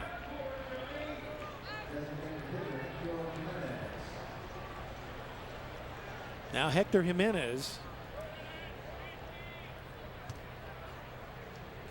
will try to keep the inning alive for Huntsville, which has put up 2 runs and taken the lead. You know what's good about coming to AAA ball, and I think they ought to do, or AA ball, they ought to do that every level. Is we've seen some where they've had 2 umpires, is at least have 3.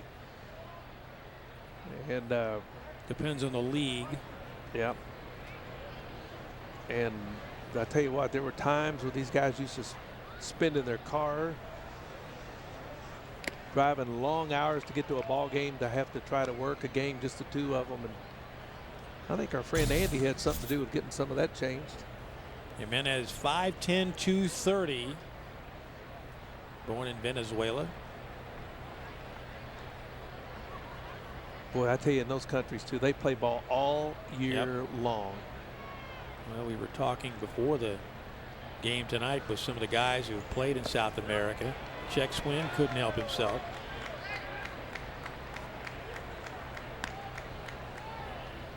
And who was it said that that's about as close as you get to major league atmosphere without being in the bigs? It is. They have 20-something thousand every game. There's a lot of betting going on. There's a little bit of drinking going on, but the people really get into it, and they are proud of their home team. So when you're playing against a rival team or somebody that's close to it, it can really get anxious, especially for a young kid who hadn't made it to the big leagues yet. When my first year I went over, and I was glad to have some older ball players like an Enos Cabell and a Dave Concepcion that were there to help me out. Jimenez chases high heat, but the Stars hang up 2 in the 5th, and they take the lead here in Birmingham. Huntsville with a 2-1 lead on Birmingham as the Stars got busy early in the inning. A single, a triple, and another base hit, and a 1-run lead for Huntsville on the CBS Sports Network.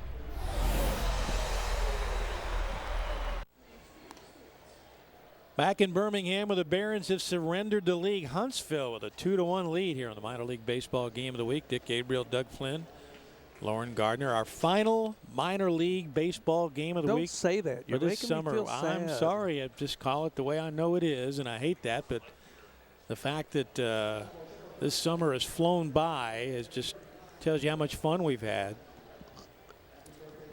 I remember that first afternoon. There you go.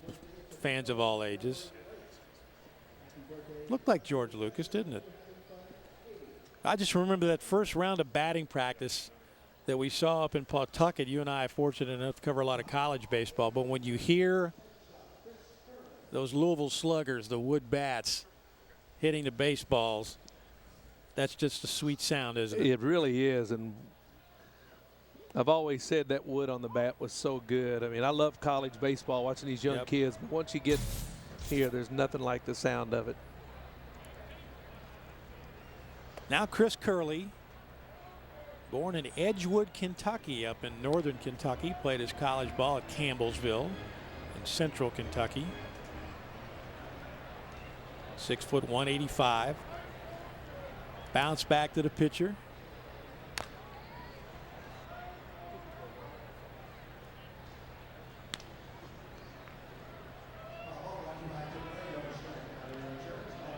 Last night, 2 for 4. Had a double in the loss to Huntsville.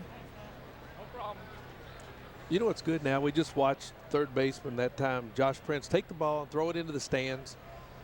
Baseball's doing pretty good right now where you can do that. They swing at batting practice, as we see just a good breaking ball in the dirt and strike 3. Good job of Diaz hanging on to it.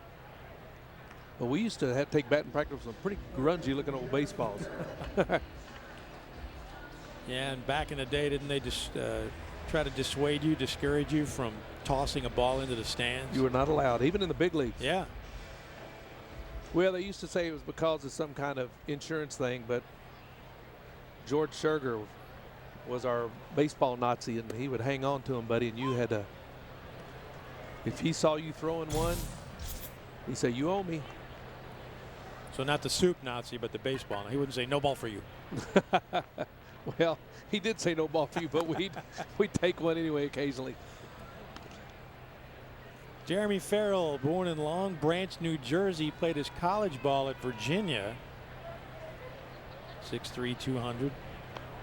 Bounced to second his last time up. He chases high. Wow. 2 out. Barnes getting better. Chris Hook says he looks like just a big Marine out on the mound when he's pitching. Said big, strong guy. And when he starts getting confidence in all of his pitches, he's really going to be good. There's a high fastball that just happens to beat Farrell. Seems to be getting stronger. And I'll say this one more time. The size of some of these players now just absolutely blows me away. Really is. 3 Stars giving chase, but that's going to find foul ground. Attaboy. It's been interesting to see some of the players who have gone up to the bigs since we began this wonderful journey. First of all, Gregory Polanco, had him on opening night in front of our cameras. Everybody knew that Pittsburgh would take him up. That was just a matter of the calendar working against him. Well, they've had some tough luck too. They lost McCutcheon the other night. That's really a big blow at this time of year for them. Breaking back, and then on the way in was Fellhauer, but he gives way to Rivera. And a good inning for the Stars. Nothing across for Birmingham. And we'll go to the 6th. Huntsville with a 2-1 lead here at Regions Field. Back with more of the minor league baseball game of the week on the CBS Sports Network. Back in Birmingham, where Huntsville holds a 2-1 lead on Birmingham, and as you can see, the Taco with a short lead on the hot dog, but the Tacos had terrible luck. Oh my goodness. That's just not fair. Down goes everybody, and actually the sausage was down. Now the hot dog's going to make a run, and that's just rubbing it in. And they actually put the stats up on the scoreboard, and the Taco in 57 races has won, I think, 3 times. I don't know what that means, but there is some real subterfuge at work right there. I think there ought to be a steward's inquiry on that one. I agree with you. Take another look, folks, and tell us, do you think that this is actually fair play at the ballpark? I don't see it that way. I don't think that was clean contact. But we've got an expert here, someone who's run this city. We'll get his opinion on it. That's a great idea. I know a little bit about everything, but a whole lot about nothing. Excellent. Well, hey, you'll fit right in. You're the right crowd in. How you doing? How are you, Mr. Mayor? Doing well, doing Mayor well. William Bell has joined us here in the booth at Regents Field as Huntsville tries to build on a 2-1 lead. Is there something you can do? Can you issue a proclamation about that taco being wiped out? You're a powerful man. I don't know what's going on with Taco. I mean, every night he get his comeuppance. We're going to have to do something about that. Well, here's an obvious question. First of all, this incredible ballpark and this ball club. We've heard from fans about how much they love it. What does it mean to downtown? Well, you know, not only is it a great sports venue, but it has been an economic engine for this entire area. We have in excess of over $100 million worth of project that's being built up around the ballpark. And we're just grateful for the Logan family who have committed to this city. We're grateful to the team and everyone who comes out and support it. You had a great ballpark, and it's still a great ballpark in Hoover, the Met. Yes. And yet you made the decision to back the move here and work with the family, with the Logans on getting this done. Why did you make that decision? Well, you know, first of all, it expands the demographic of who the Barons can pull from. We have people that come as far away as from Blount County, Calera, Coleman, from all over the area. And it's centrally located and people can get to it. Unfortunately, at the Hoover ballpark, a residential area grew up around the ballpark. And, you know, people get a little bit upset when they can't get to their homes and things of this nature. But this is such a great venue. You have the UAB Hospital and Children's Hospital to the right of us. You have the downtown skyline. It's just a beautiful venue to have this ballpark here. Yeah, we've been very blessed to see some nice facilities, but this one, it's so good to see something that brings the families back together and the fans out. And I can't think of a more wonderful way to spend the evening. As a matter of fact, we all did as spectators here last night. To come here. And do you make it to a lot of ball games? I try to get here to at least one a week. Oh, that's great. You know, and to be honest with you, the only reason why I had this ballpark built is I have a 4-year-old grandson and also now a 2-week-old grandson. That's the only reason. Everything else really doesn't matter. Congratulations. He enjoys that little play field out there. So I would imagine. Absolutely. And all the families that come out, you know, they just really enjoy the opportunity to share that with their kids. Well, you lead the league in attendance, so that's a great opportunity for you as the mayor to come out, press the flesh a little bit. Exactly. And, you know, I talk to the other mayors here in the state that has ballparks, and they say, well, what are you doing? I said, we just have a great venue with great fans, and they keep coming back again and again and again. And we're just grateful for that. Well, we've noticed there's something special, too, about the personality of this whole city, though. I mean, we've been treated like royalty since we got into town yesterday. Not unusual for Doug, of course. Yeah, right. Sir Doug. He's got the World Series ring. Right. But it's the folks here. I mean, I can understand, and that's a credit to you and your administration and all the folks that are around here that they're not only proud of this, but they want everybody to be proud of it. Exactly. And, you know, Birmingham is a hidden jewel. We have such great people. You know, sometimes for people who haven't been here before, they think of Birmingham in a certain light, but once they get here and see the warmth of the people, the modern skyline, all of the activities and things that are going on here, really it's hard to get rid of y'all once y'all come, you know. You know, it's interesting you say that because this was more of a blue-collar town 20, 30 years ago. Then the industry dries up, and yet you bounce back. You've got a Fortune 500 company right here in Birmingham, Regions Financial. And anybody who's followed football or any sport in the South knows how important Regions is to this part of the country. Regions has been a great corporate partner to work with. They're the backbone of the corporate giving in this community. But there are other corporations who are not Fortune 500 corporations, but they're just as important, and they build on the economic fabric of this city. I know Dick's been coming down here for years with the SEC baseball tournament that's played over at Hoover, and he has been raving to me about trying to get me down. We thought we had it figured out last year, but it didn't quite work. But I will make it a point next year to put that on my calendar. And if you ever want to see great college baseball, the games over there at the Hoover Metro are just outstanding for college baseball. And then we look at them and see, now who can we draft next year to come play with the Barons? You saw a shot of Jefferson Alaccio warming up in the Barons bullpen as the Stars put another man on. A lot of bragging rights on the line. Oh, yes. Oh, yes. In fact, I hope we get a lead real quick so I can call Mayor Tommy Battle and say, your team bit the dust, Mayor. Well, it's got to be a little sad in Huntsville because this franchise will move to Biloxi next year. But that's all part of minor league baseball as well. But you've had minor league baseball here in Birmingham stretching back, what, 130 years? 130 years. You know, we have not only the newest baseball park, but we have the oldest baseball park in Rickwood. And I'm grateful that the Barons play at least one game every year out at the old baseball stadium. And you'd be surprised the number of people who show up in their 1920s and 30s garb when we play that game the first weekend in June. One out now, Josh Prince trying to advance the man. This could be two. Prince beats it out. I've got to ask you, Your Honor, you have a doctorate. Yes. So you're Dr. Bell. Your wife is Dr. Bell. Yes. You have a judge in the family. Yes. You have, and he is married to a doctor as well. So when you all are sitting around the table at Thanksgiving, do you address each other as doctor, as Your Honor, or what? No, hey you. Hey you, pass the potatoes. You gotta be so proud though. Oh yes, the way your family is.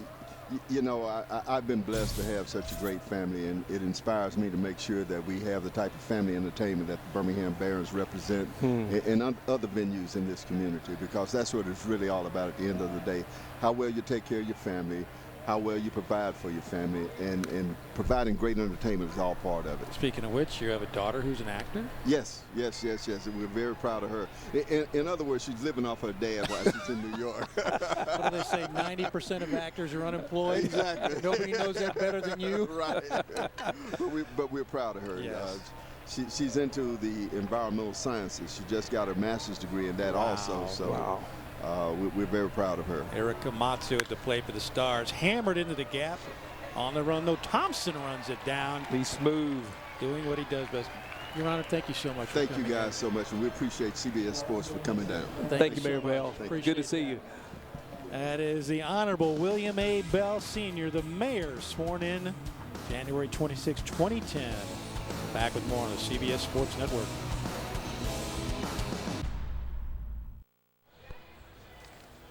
The Berms are full here in Birmingham, but Huntsville with a 2-0 or 2-1 lead on their favorite team, the Barons. Dick Gabriel, Doug Flynn, Lauren Gardner. Take a look at the MILB.com news from around the league for one more week.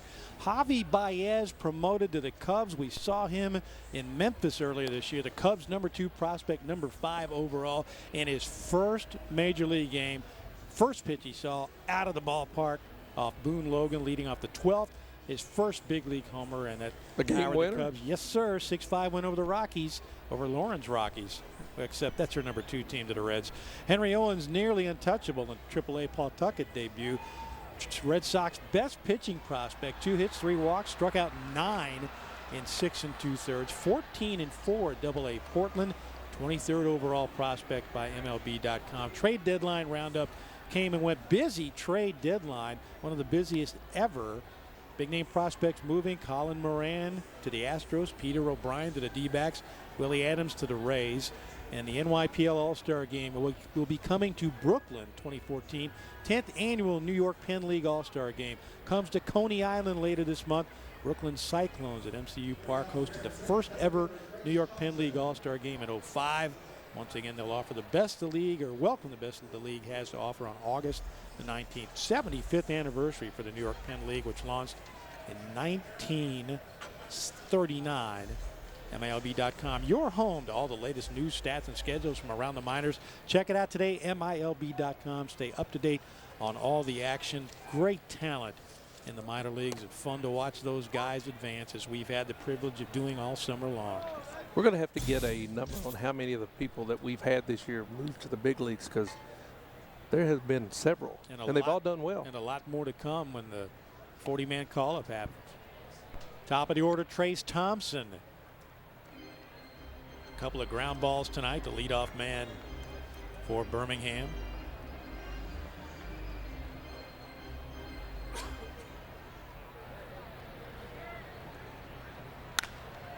Drilled into the gap. Komatsu and Davis giving chase. A little bit of traffic trouble out there. What have we said all year long? I got it. That's all you got to say. That's it. Tell you, Komatsu took control of it, but not enough so that they can laugh at it now, but they almost had a serious collision here. And boy, just at the last second, It's a good job by Davis getting out of the way. Well, and Davis, a former football player out of Tennessee, so he packed some muscle on that frame, and Kamatu just missing a nasty collision. That might have led to broken ribs, for crying out loud. That doesn't happen very often, does it? Not too often. But when it does, ouch. So now Josh Richmond, busy man in left field, but first pitch swinging. Won't get out of the infield. Rivera, 2 down. And now Dan Black.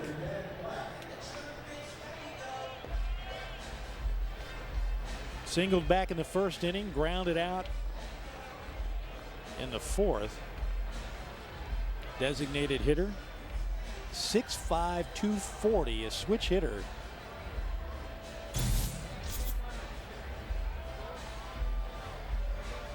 Former Purdue Boilermaker. We mentioned earlier, began the season in Charlotte, where he had 267, 6 homers, drove in 21 runs in 48 games. Well, this part of their lineup up now, they're looking for somebody who's going to be able to drive that ball. Well, he's driven 4 long balls this year, 15 runs batted in, laced foul. Also 6 doubles.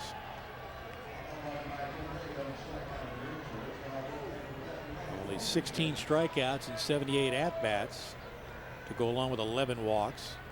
He has bettered his walk to strikeout ratio. Up in Charlotte, it was 2-to-1 strikeouts to walks, 42-21.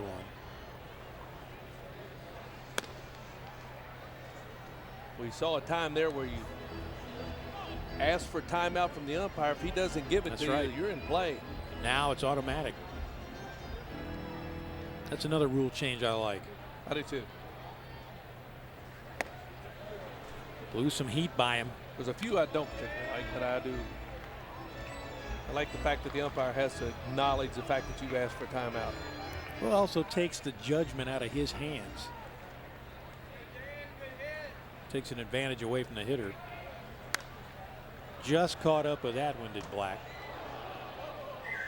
And some people, instead of going to get a souvenir, they were going to wait till it banked off of someone else before they went to get it. You know, there are so many fun places to watch this ball game, as we mentioned. There's a young man with a memory to make. Very happy getting a foul ball. A lot of people on the berms, the concourses, so a lot of the seats are empty, and yet they got a great crowd here tonight. Oh, the berm is packed. Goes the other way, just past Rivera. Boy, you know, as soon as he took off of the ball, part of you thinks he's going to get that. I tell you, that was just a great at bat too. He fouled off a tough pitch before that, but you're right, Rivera with a good jump. Ball just slides under his glove, but a really good job of hitting that time by Black. Well, they had played him obviously to pull, and if Rivera plays where he normally would, that's an easy out. Well, you see, they're pitching him away. He doesn't try to pull. If he rolls over on that, it's probably a routine ground ball. Rivera playing him up the middle. Almost comes up with it. So now Rangel Ravello grounded into a double play back in the first inning. Singled in the 4th, got all the way to third base, but was stranded. And was back when Birmingham led it 1-0. Huntsville with a 2-1 lead. Ravello born in Cuba. And the family able to get permission to leave the country.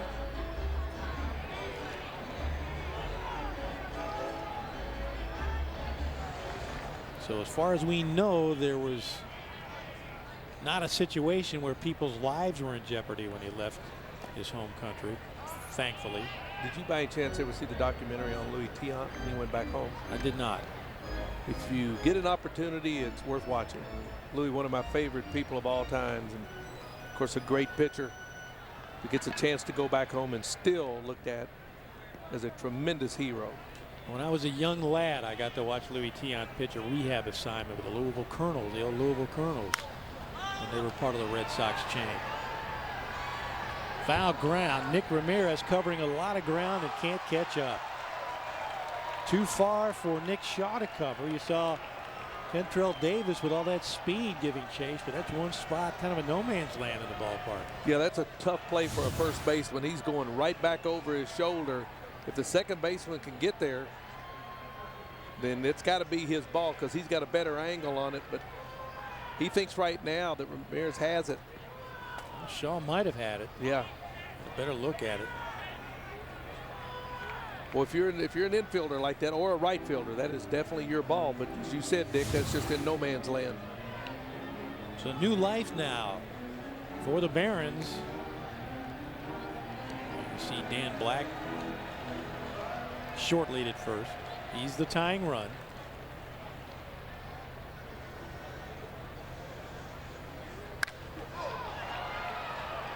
Another gapper. This time Komatsu again with a long run. Makes the grab, and the Barons strand a runner again. 6 in the books. Huntsville with a 2-1 lead at Regents Field. Back with more of the minor league baseball game of the week on the CBS Sports Network.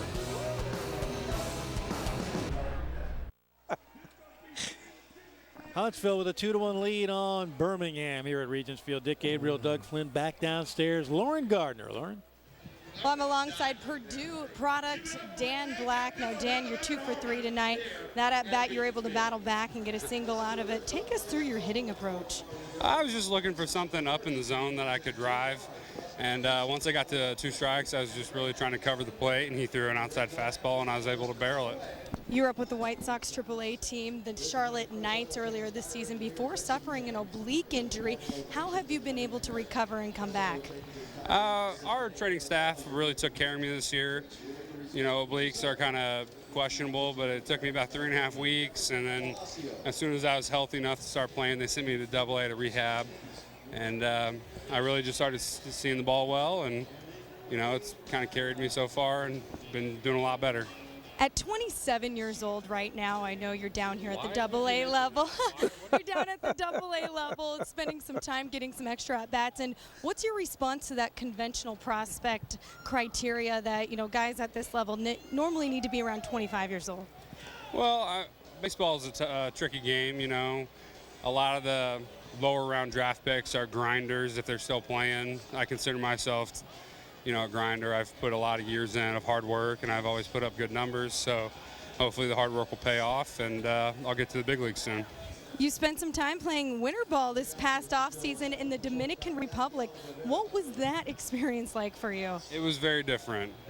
Lost in translation doesn't really seem to cover it all, but different food, different language, and are we about to get hit by a ball? Oh no, we're just getting out of the way right now. You can continue. No, it was definitely a neat experience getting to see, you know, talent from all over the world, and we had a few Japanese players on our team and Koreans, and a lot of really good pitching from the Dominican, and it was some world-class talent. It was really neat to go up and face them every night. You mentioned that being a neat experience. Another awesome experience you were able to have is looks like a Yadiel Rivera going for 3. And Rivera in with his second triple of the night. Lauren, go ahead. Thank you, Dick. Well, you mentioned that experience you had in the Dominican Republic, and earlier this season you had the experience of stepping into the batting cage with Mr. October. Yeah. How was that? It was really neat to meet Reggie. He was down in Charlotte to see one of his friends with Hendrick Motorsports, and he just happened to time it up when the Scranton Yankees came to town. And I decided I just wanted to go over there and kind of pick his brain, and I got to kind of corner him in the cage and kind of, you know, kind of egg him on and get him to start talking about hitting. And it was really neat. He had a lot of stories from the old days before any one of us was really interested in baseball. And wild pitch means another run for Huntsville. It was really neat to hear, and so I got some hitting advice from him, and it was really just kind of nice to see a Hall of Famer really show an interest in the younger players. And he signed a ball from you, is what I came to understand, and you take that with you everywhere you go? No, I mean, I brought it from Charlotte to Birmingham just because I packed all my stuff up. It just happens to be in my locker inside right now. Okay, it's a coincidence. We'll take that. Well, thank you very much for your time, Dan, and we look forward to following your career. Thanks for having me, and I'd like to say hello to my mom and dad and all the Waldrons in St. Louis and in Birmingham, and to the Cahaba Park Church. I'll see you guys tomorrow morning. That was very sweet. You can't pass up a shameless plug, right, guys? Absolutely Thanks, not. Dan. We appreciate it. I believe you met your match there, Lauren. Very well done by Dan Black. And very well done by Yadiel Rivera with a triple, and then comes home on the wild pitch by that young man, Jefferson Olaccio, out of the Dominican Republic. Final line on Mike Recchia. Not bad. 6 innings, 8 hits, couple of runs, both earns, a walk, 4 strikeouts, 97 pitches, 67 for strikes. Not a lot of offensive support tonight. Not yet. I tell you, I really like Rivera. I think there's a kid we're going to see a lot of. I mean, he's shown he's swinging the bat well defensively. Wheels. Yeah, he gets some good speed. Speed in order here, and Shaw's going to beat this out anyway for an infield single off the mid of Joey DeMichael. So back-to-back base hits as Huntsville cranks up the offense again. Yeah, he got in no man's land that time. That's probably a ball that the second baseman or shortstop's got to come across if he can. And that time, both of them kind of looked at each other, and it's, I got it, you take it. You see playing very deep at shortstop. The shortstop sort of backs off. Shaw and gave up on it for a moment. Yeah, he did. Yeah, he did. But scored a base hit. Rightfully so. Nobody out. A run in, 1 on. Now Josh Fellhauer again, and what a night he's had. 3 for 3, a couple of doubles. But now facing the left-hander, gas thrower, Olaccio. You know, getting back to Lauren's interview with Dan Black, he is a guy who, as she said, started the season, we mentioned it earlier, started the season in AAA and was doing very well. And with all due respect to the fellas at this level, he's a AAA guy at this level. He just ran into bad luck because of the injury. That is true, and that happens to a lot. We've seen as many movements this year, I think, in all of baseball as we have, and a lot of them because of injuries. And you know, sometimes it plays to your benefit, and other times it doesn't. And a guy who was hitting that well to come off the DL, and yet there was a man in front of him. He couldn't push out of the starting lineup. Well, you can definitely see he could swing the bat. Well, and that's what they wanted him to do down here. And he's done it well. Boy, a lot of movement on these pitches. This is when you set up in the middle of the plate and you say try to hit it, because this ball is running all over the place. And sometimes that's a good sign if you can get guys swinging at it, but you can't really set up on a corner because there's just so much movement going on with the pitches. Olaccio last pitched on August the 2nd. That was his first appearance with Birmingham after being called up from Winston-Salem.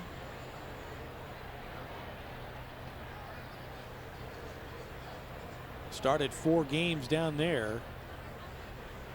Appeared in relief 25 times. 5 decisions, unfortunately for him, all losses. 58 strikeouts, though, and 55 2/3. You're seeing the gas tonight. It's just nasty right there. 90+ mile an hour with a lot of movement on it from a big slinging left-hander. When you say big, you mean it. 6'7", 270.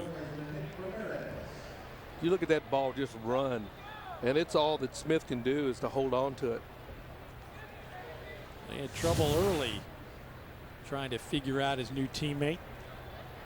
Now Nick Ramirez. Barons have done a nice job with him. He's 0 for 3. Biggest stick in the lineup for Huntsville. There you see 17 homers. He's driven in 75, including 1 last night in the 10-5 win by Huntsville. That's just nasty right there, Coach. Nasty. Yeah, when you got lefty on lefty, that makes it tough to hit. Plus the movement.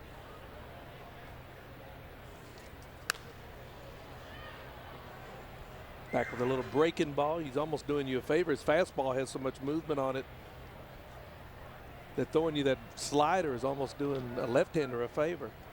You know, we mentioned the Work done by Rivera at shortstop. This is a Birmingham team that is 3rd in the league in fielding. So Barons have done it with defense this year. Pitching has let them down over the last 5 games. 5-game losing streak, which cost them first place. But they're just a game and a half back.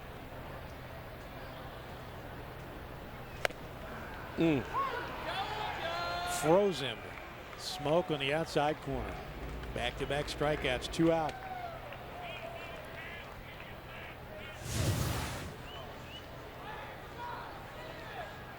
May have given him just a little bit of liberty with that plate, but there's so much movement on it.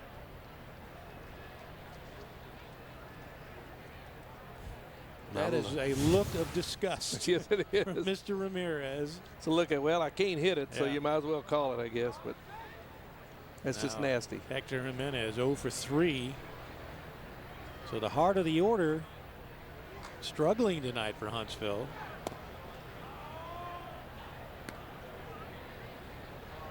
But the top and the bottom getting it done.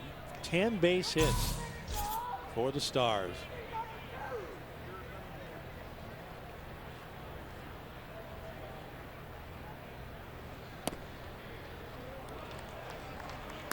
They're playing Ramirez to push the ball well over is Trace Thompson toward right center field.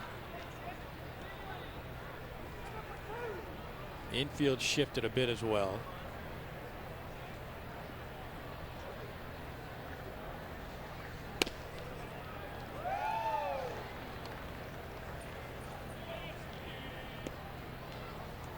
Jimenez grounded back in the 3rd inning, or rather the 1st inning. Grounded out in the 4th and struck out in the 5th.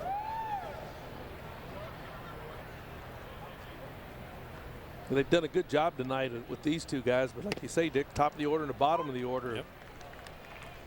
Giving them enough runs, plus the good pitching that they're receiving. Top 2 hitters for Huntsville, 5 hits between them. Bottom 2 hitters and scored a couple of runs, and of course Rivera with 2 triples.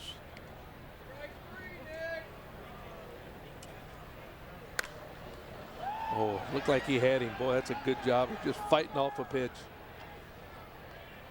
Had him out in front, something off speed. He did a good job just getting his bat on it. We talked about the home runs we saw last night and the ones we've seen tonight. This ballpark lending itself a bit more to the long ball as compared to their last home over in Hoover, where the ball does not carry in a particularly big ballpark. Blew it by him. But another run for Huntsville, which takes a 3-1 lead going to the bottom of the 7th. Back in Birmingham, Alabama, home of the Barons, who trail the Huntsville Stars 3-1. Dick Gabriel, Doug Flynn, Lauren Gardner, who has joined us in the booth with. If you have been a part of our broadcast this year and checking us out, we appreciate that. And you know that we love to have fun with the concessions, and that's Lauren's job. And Best man, job that smells ever. good. Yeah, I brought you guys a treat. What have you brought us? Okay, well, as you may or may not know at home, we know because I indulged a little bit last night here at the game in a half rack of Dreamland barbecue ribs. And Dreamland is an institution here in Alabama. That's right. And these are some barbecue nachos. How about a look at those? Wow, from Dreamland. From Dreamland. Yes, there is a Dreamland shack out behind center field. And I'll tell you what, boys, that half rack of ribs last night, You they killed looked it. at me like I was crazy for ordering them. Polished them off. I was going to say you did us proud, but Absolutely. Dreamland was just a little rib shack in Tuscaloosa. It has become an outstanding part of the lore of Alabama. It Yes, moves it into has. Birmingham, and it's here at the ballpark. And I was proud of you for taking care of those ribs last Well, thank night. you. And you know, Dick, you were telling us a little bit earlier last night about the storied history that Dreamland has. Just a mom and in the pop backwoods, right? organization, yeah. I and, love it. And now anybody who goes to Tuscaloosa, when you hear about it, people always say, go to Dreamland. You know, but this area is famous. A buddy of mine, when he heard I was coming, he was stationed here in the Army. He said, just pull into any gas station with a picnic table, probably sells great barbecue and great ribs. But nothing better than Dreamland. It's that part of the country. Yep. Is that just a prop, or are you guys going to eat that? Well, I thought that was up to you, D-Fly. No, D-Fly ain't into it tonight, baby. Sorry. D-Fly's going to take a little break tonight. I believe it's your turn. Right, okay, Dick, we'll let you have first dibs. And you can see their beautiful corn tortilla chips topped with that classic nacho cheese. And then it appears that we have some pulled chicken with this good Dreamland barbecue sauce, a little vinegary. Oh, man. All right, we're going to tag team here. I'll let you talk while I eat. I'm telling you, this is her second go-around on this because she had the ribs last night. And that's just part of the fun of minor league baseball, seeing what they have to offer and all the local delicacies. But it doesn't get much better than this. Wow. I had to take on a new workout regimen while we were working on this package, guys. Well, you know, it's once a week. You can handle that. Yes, I can. Yeah. It does look pretty good. Now, you've been out there. You've seen the crowd on the berm. I guarantee you they're moving some product out there, aren't they, in terms of the concessions? Thirsty Thursdays, my friend. They are having a good time. Oh, man, that's good stuff right there. Good crowd, good atmosphere, really good vibe. All right, Doug, you take over, Doug. I'm going to have one more. All right, it looks like a frat party going on maybe. So that sounds like it would be a lot of fun. Smith putting on a pretty good at bat right here, battling very, very hard. He's had a big night. Had the home run back in the second inning.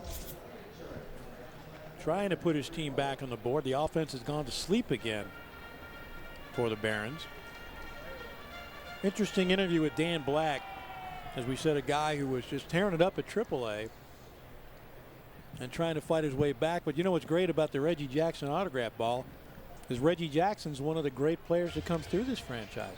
Yeah, he was actually inducted into the Hall of Fame here, and I had the opportunity to meet Mr. October a couple years ago during the Field of Dreams game in Columbus, Ohio, and just a great guy, upstanding guy, and he's always willing to take the time out to talk to his fans, and I'm sure mentor an up-and-coming prospect. He's one of those great ambassadors, I think, for the game of baseball. There's a bunch of them out there that when you hear their name or see them, you just feel proud that you were a part of an institution and got to do what we got to do. It's like a fraternity, you know, with ball players, but some of them that get to the esteem that he and all the other Hall of Famers did, I just think it's and to say when I played, you know, people say, would you like to be playing now? Well, for the money maybe, but all right, for the money. Yeah. There ain't no maybe about it. Well, but you've also through the 70s though, it was great playing. Oh sure, but you've also raved about these minor league facilities as well. Oh yeah, I'd like to have played on some of these. Do you think these guys will ever look back at any of their hairstyles or facial hairstyles like you do at their beautiful mullet that we showed earlier? Did you show it? I thought we did. It had to be on one of your baseball cards. Yeah. Oh, no. Did you not have the mullet going when you were? No, I didn't have the mullet going baseball. I had a bushier. fro. It was the 70s, and I had a fro with the wide pants and the wide collars and stuff. So we need to bring back some of those styles. We, yeah, my generation. Well, Billy Ray Cyrus did not have anything on the mullet that you were rocking, that Mr. is true. Doug Flynn. Just see, there's the bushiness. But that was That's the what I was bushiness. looking Yeah, at. That's that not was a mullet. Those are some good wings. Yeah, those aren't bad. I'll bet if you Google Doug Flynn mullet, there will be some gems that pop up. I think it's listed under Kentucky Waterfall. Amen. Business in the front, all party in the back. That's Joey it, baby. DeMico with a fly ball to center field, and there's one out. You know, we talk about the guys like Reggie Jackson and some of those guys who rack up the great numbers and make the Hall of Fame, and obviously every player in this ballpark, even the guys who have been to the bigs and are back, would give anything to get up there and just have a serviceable career, much less a Hall of Fame career. That's what's been fun and interesting about watching these minor league games all summer. Oh, the hunger that these guys exhibit, and just the discipline and the work ethic. It's really fun to see. And you all were pulling for each other to get there.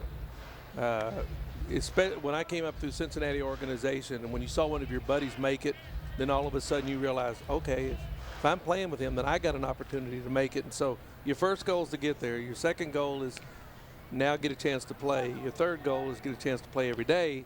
Then your fourth goal is to stay around for a little while. And then the magic number is to stay for 10 years. And collect 2 rings like you did. That's called good timing. And again, some of the great players who have come through this franchise, including Jackson and Raleigh Fingers, they were teammates. So was Campy Campaneris. They won World Series rings together. Robin Ventura, one of the great hitters. And Frank Thomas, another two-sport athlete. Absolutely, yeah. The Big Hurt and an Auburn Tiger. Chris Curley trying to find his way on with one out. As Lauren Gardner graces our booth with a plate full of food for us. Gentlemen, how about this booth? This view is incredible, and the facilities are first class. Well, we mentioned Kurt Bloom, the radio man for Birmingham. Got a chance to talk to Steve Jarnicki as well, who's been doing radio for Huntsville. I'm trying not to get too nostalgic because. Are you going to cry on us? I might. This could do it. Looks like you might tear up. It's just been so much fun this summer, and traveling together, working together, but getting a chance to see all these different ballparks and teams. The Lehigh Valley Iron Pigs playing against the White Sox AAA team in Charlotte. Brand new ballpark, newest ballpark in all of baseball. What a great game we saw in Fresno with Albuquerque. The Isotopes taking on Fresno. That's the Giants-Dodgers rivalry there. Had that great outdoor booth, open-air booth in Columbus. And all the tributes to some of those famous ballparks. Yep. That ballpark was a lot of fun. I love the story you did in Memphis when the Iowa Cubs were playing the Memphis Cardinals, the Redbirds rather, with the red seat out in right field that Albert Pujols hit with a home run. You know, no one was sitting in that seat, and I was afraid to touch it. I think I was getting the evil eye from some of the fans around me that I actually put my arm on it. I put my hands back on my lap. We had such a great night in Tacoma, too, which is just a beautiful part of the country, but Mount Rainier was out. We got a chance to nice throw by Robinson Diaz, and just diving back is Kevin Smith. That would have been a tough way to end the inning right there, buddy. And that was strike 3 on Curley. Now Jeremy Farrell steps up. Everywhere we've been, they've been so great to us. Frisco and Corpus Christi. And how about the food tour that we've been on? Oh my gosh. Unbelievable. I got a favorite. And which is? My favorite one is, and I don't know who the first person to ever do that was, but when they took that hamburger patty and put it between donuts. Oh, you killed that. You still rave about that. I can still taste it. That was when I just told you I'm out. Well, and then when they brought the big ice cream out too. Well, the ice cream, that was killer. Week. Yeah, the ice cream. I'm still thinking about that. It was good. Yes, sir, AJ. When are we going to get some of that wonderful food in the truck? That's a good question. That's a good question. That is a very good question. Red, do you think next week? I think next week. Next week. Next week. Let him have it. That's fair. You can have all of it next week, AJ. These might be a bit stale by then. I think Lauren can be talked into making a delivery. Yes. Do you? How well do they tip though when you deliver to the truck? You know, it's in smiles and gratitude. You know, AJ's been such a great producer throughout the season, and the rest of our crew has been tremendous. So I'll go ahead and bring it down there free of charge. Well, and Tim has picked a good night to step in as our director, because he'll score some food here in just a moment. Mound meeting over. Jeremy Farrell back at the plate. I need to finish this bite. I know you really do. You're doing a great job. Boy, those smell good. And they taste good, too. That's one of the things. We urge you to get out to a minor league ball game because they're so much fun. As Doug keeps saying every week, it is family friendly. But every ballpark we have visited, and there's a great look at Regions Field, every ballpark, as Lauren can attest, has had something special at the concession stand. They're all very proud of the barbecue here. And you know what really let me know that we've had a great summer is when we ask each other what has been your favorite. And it's hard to answer. And every one of us say, they've all been good. Yeah. Well, the Barons strand another one, and we are eating up here in the booth, and we've gone through 7. Huntsville 3. The Barons 1. Back with more of the minor league baseball game of the week on the CBS Sports Network. That was delicious, boys. Back in Birmingham, where Huntsville is nursing a 3-1 lead over the Birmingham Barons. Jacob Barnes getting it done on the mound, and Yadiel Rivera at the plate with a couple of triples and to score 2 runs. Kevin Smith with the big fly back in the second, but since then the Barons have left 3 in scoring position. Dick Gabriel, Doug Flynn, Lauren Gardner, glad to have you along on our final minor league baseball game of the week broadcast for the summer, and they have been fantastic. Even the night in Corpus Christi when Lauren almost melted from a heat index of 111 with Frisco taking on Corpus Christi, but our crew worked so hard that night in all that heat to set up. I felt bad for some of the guys that were up in the sun. But the folks in Corpus really helped us out. And then, of course, Annapolis playing at Charleston. You had a charity golf tournament you needed to play. And it's a super night here at the ballpark, of course, with the superheroes. But yeah, I missed that. You missed that. Was the night of the, as Ray King said in for you, the night of the beer milkshake made it up to the booth. That was fun. And believe it or not, I keep telling people, it sounds weird. It might even sound disgusting. It was very good, but I got to tell you, as hot and humid as it was in Charleston that night, that had a little something to do with how much I enjoyed just a few sips of that. But our producer's telling me that would taste pretty good right about now, and he's right. But it's actually very good. I tell you, this has been so much fun, and not only that, but we have seen some outstanding baseball playing too. And you know, hopefully, what we brought to folks is a little taste of what minor league baseball is like, what some of these wonderful cities and ballparks are like, as well as some of the best young talent in America is like. Hector Jimenez on the scoreboard, but Robinson Diaz at the plate for the Huntsville Stars. Single, couple of fly balls. And you know, you've got a great vista tonight, the downtown skyline for Birmingham, as Diaz drives it through the middle for his second base hit. That's what's been interesting. When I get to the ballpark, I can't wait to see what our look is going to be. And so many great vistas, as I say. And you know, you had the woods up there in Tacoma, and you've got a lot of downtown looks. Charleston, or rather Charlotte, was just outstanding. Columbus was another downtown look. Sacramento was fantastic. And then we go to Omaha, and they say that their demographics showed that they needed to have, they may call him out on that. Now, was he in the box when it hit him or not? I think it probably hit him the first time before he got out of the box. It may have hit him again when he got out. So all umpires seem to agree on that. Bunton trying to get one more run, have that 3-1 lead. We can see here he's squaring all the way for a sacrifice. Ball comes up, hits him right there, so that makes it automatically a foul ball. Kentrell Davis. Good work by the camera crew again. As always. The former Tennessee Volunteer.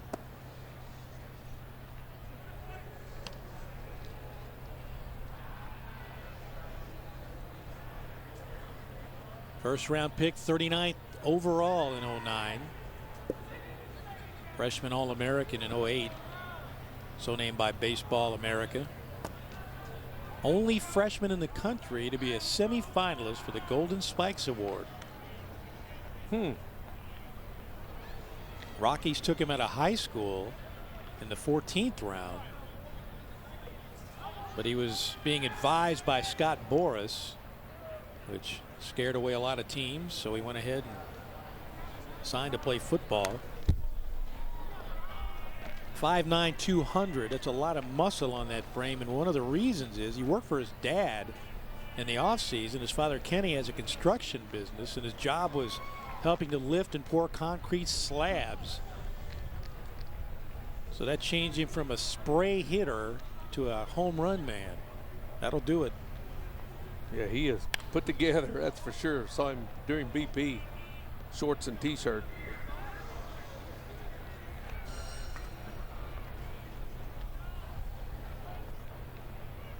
Earlier this year, hit for the cycle back on May 22nd. Had a little bit of problem with a gimpy hamstring in his first year. Well, he hangs in there pretty good against a left-hander too. Drew a walk his last time up.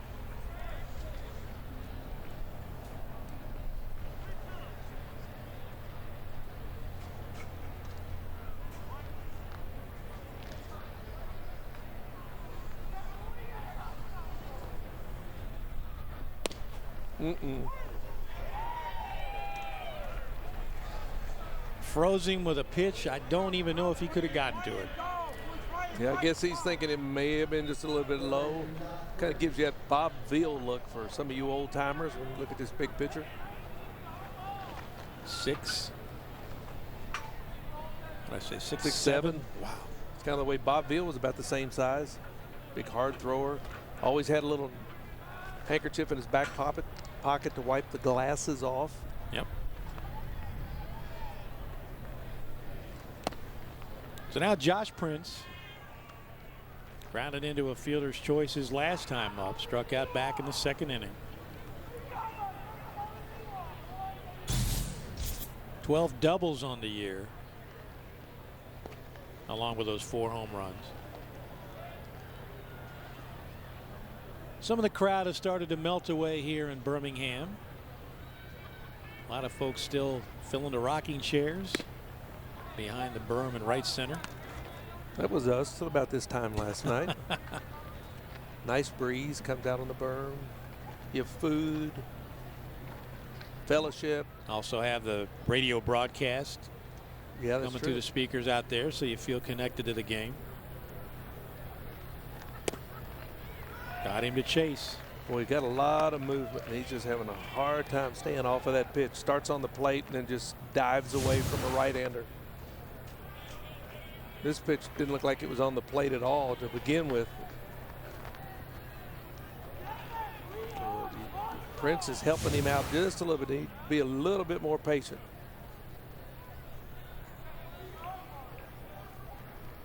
Boy, it's so easy to say, but that is hard to do. Well, it's coming at you so fast off this big left-hander. Ran it in on him. Prince fights it off.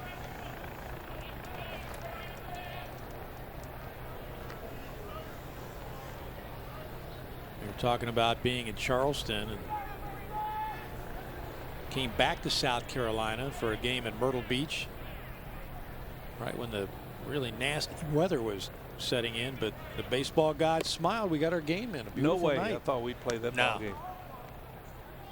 I kept getting text messages from friends and relatives. Are you okay? Is everything, you know? And they knew where we were, and stopped raining early. And again, our crew in the rain setting everything up, and then again the baseball gods smiled. We had a great night for baseball. Right on time. Yep.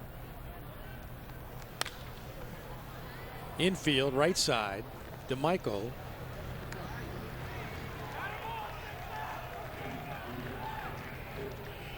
They kept telling us about the way that field would soak up the rain and it would drain well, and they said we're in good shape. If it quits by 6 o'clock, we'll be right on time. And by golly, they did. Well, the grounds crew was there. Yep. Well, they get so much rain down there off and on. They know what they're talking about with regard to the weather, and then getting the field in shape. As Lauren reported before the game, the baseball field drained like a golf course, and it absolutely did, as Eric Komatsu steps in. 1 for 3 on the night. And we were so proud of them that we went and got a chance to hang out with them a little bit after the game. That was a lot of fun. Got a chance to meet Deuces the dog.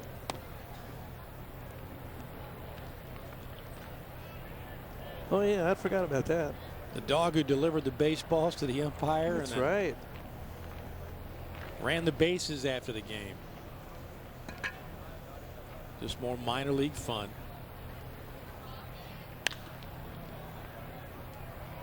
Richmond, busy man in left tonight.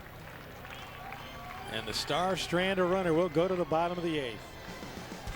Huntsville with a 3-1 lead on the Barons here at Regents Field. Minor league baseball game of the week on the CBS Sports Network. Back in Birmingham, Huntsville with a 3-1 lead on the Barons, and there's a eagle-eye look at how things come through the lens, and here's how they came through our lenses. The highlights from tonight's ball game. Early in this ball game, huge fly ball by Kevin Smith, absolutely raked and drove that one over the left field wall to make it 1-0 Birmingham. And it stayed that way until the Huntsville bats came alive. Rivera with the first triple of the night for him, drove in a run. And the runs kept coming. An RBI single drives him home. And then Rivera with another triple in the 7th inning. And it scores on a wild pitch. Ball gets away. Kevin Smith. Rivera, a one-man wrecking crew that inning, and a 3-1 lead for Huntsville. The Barons down to their last 2 at-bats.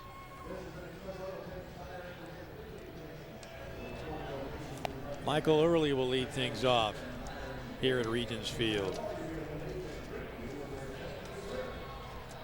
You know, one of the great memories I have this season was Lauren interviewing the play-by-play man for Charleston. And he did the ball game, Lauren, from an interesting venue, did he not? We took his booth, so he found another spot to do the game. If we have Lauren. Well, all right, let's try it again. Lauren? Oh, howdy, guys. I apologize. We were yes, we were just reminiscing. The entire game from a treadmill. And I mean, it worked out for some of his sponsors and Play It Again Sports, but he walked throughout the entire game. And I will say that in between innings, he would sit down. The catch was in the 9th inning, he jogged. And he was in pretty good shape. However, he was winded by the end of that 9th inning. He was, but as you said, he promised that if the home team was ahead, meaning they would not have to bat in the bottom of the 9th, he would run or jog in the top of the 9th inning, and he did just that. But that's just part of the charm of minor league baseball, just unusual promotions. And as you said, he was able to sell a sponsorship that night.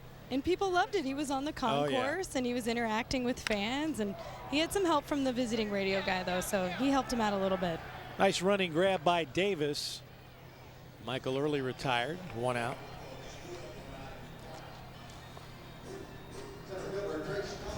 And now Trace Thompson, 0 for 3 on the night.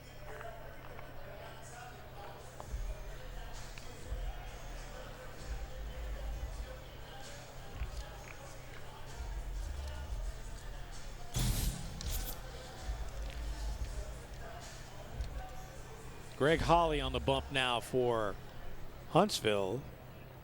Another big one. You keep pointing them out, Doug, but they keep getting bigger. 6'8", 235. A lot of power forwards playing this game today. Well, this guy might be a converted defensive end. He's from Fort Worth, Texas. Aha. Sinker slider from the 3/4 angle. You know he's going to be tough on righties. Thompson trying to find his way on for the first time tonight. Only 4 base hits for the home team. Huntsville up to 11. Well, they find a way to get base hits. We saw that last night. They get them in bunches, too.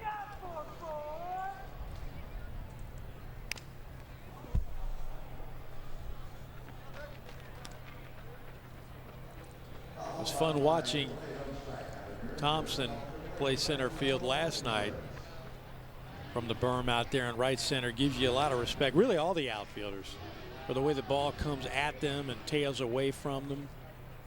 The ground they have to cover so quickly. Yeah, we've seen some outstanding defensive play this year. Great catches in the outfield, good jumps on balls, positioning players properly. Yep. You know, basically just learning how to play the game. Davis made a diving catch in right field last night.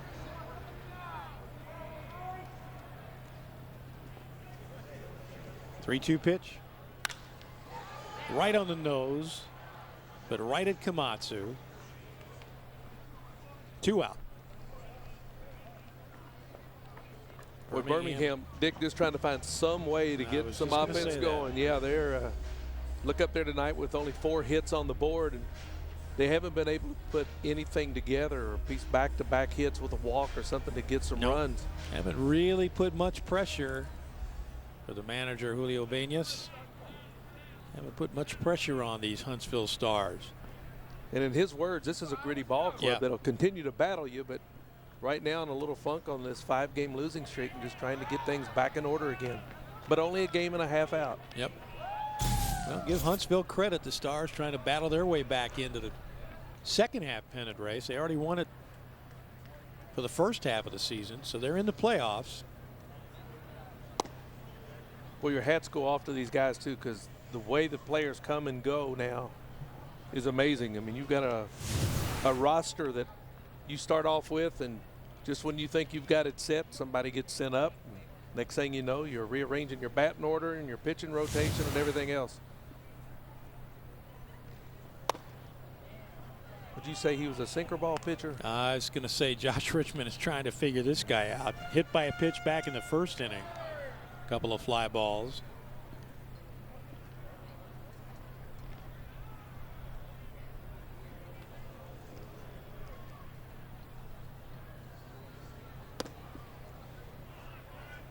Richmond had a rough night out in the outfield.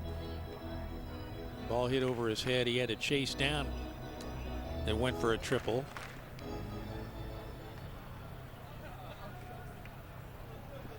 Began the year in the Frontier League in Florence before he signed with the White Sox. Hit .375 in Kannapolis.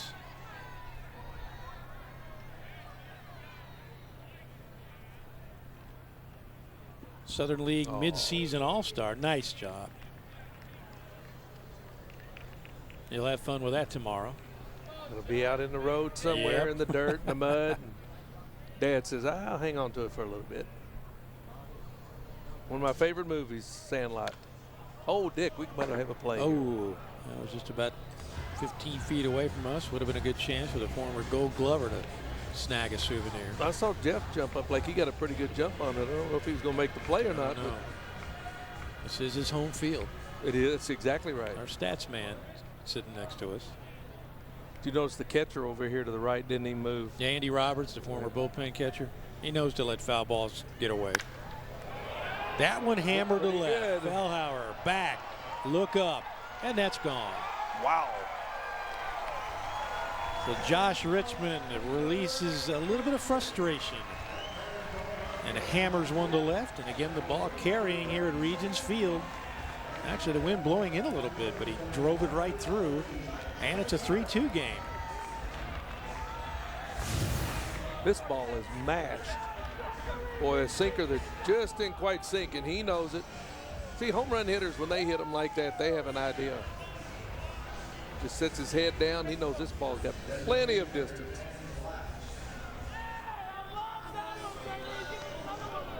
Well, we sat here and we've said the offense has been kind of stagnant, but we still just have a one-run ball game. Yep. And now a gentleman at the plate that Lauren got a chance to talk to that we know has the power to hit one out of here. Home run number 9 on the season for Josh Richmond. RBI number 50. Dan Black with a 2-for-3 night going, trying to keep the inning alive with 2 outs.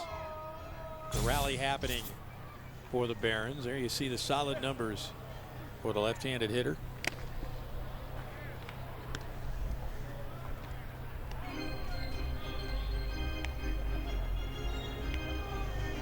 Black listed as an infielder, plays first base. Left-handed tonight, a switch hitter.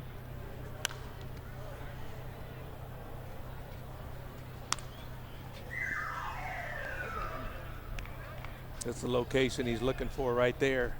Down and away. He favors the left side of the plate, bats .310 against righties, .200 against lefties, but has homered from both sides of the plate.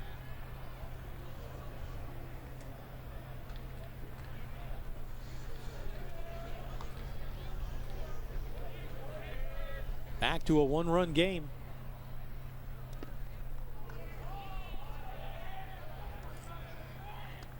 Well, you can see him slow his arm motion down that time, trying to throw something off speed, probably a change. Just stopped his arm motion.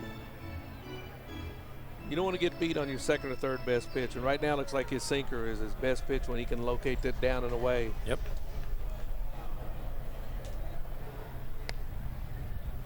Catcher shaking his head. Black just hangs in there. Diaz kind of had one of those little head shakes like, oh, all right, I'm going to call it, but I don't want you to throw that, when he's shaking him off a couple of times. You know, we were talking about great moments in our series of minor league games. What about South Bend at Dayton? A great ballpark with a great streak of sellouts, and then South Bend comes in and pitches a no-hitter. Plucked out of the air by Rivera. Makes it official at first. Looks like he had the line drive all the way.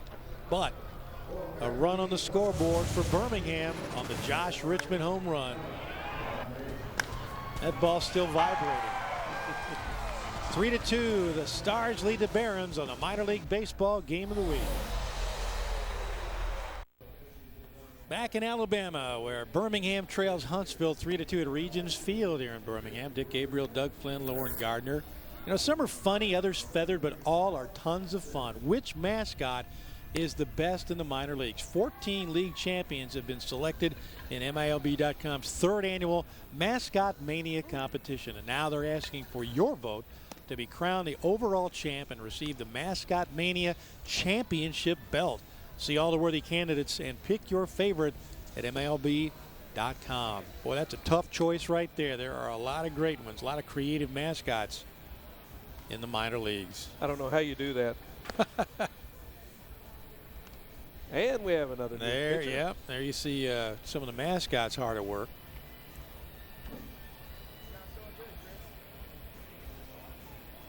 Kyle Hansen on the bump now for the Barons. And another tall drink of cool water. 6'8", only 200 pounds, but good night. Glen Cove, New York native. Played his college ball at St. John's, 6th-round draft pick back in 2012. Second team All-American in 2010. First team All Big East Conference as a sophomore. From Oyster Bay, Long Island. There you see his numbers. Yeah, hadn't pitched a lot here yet.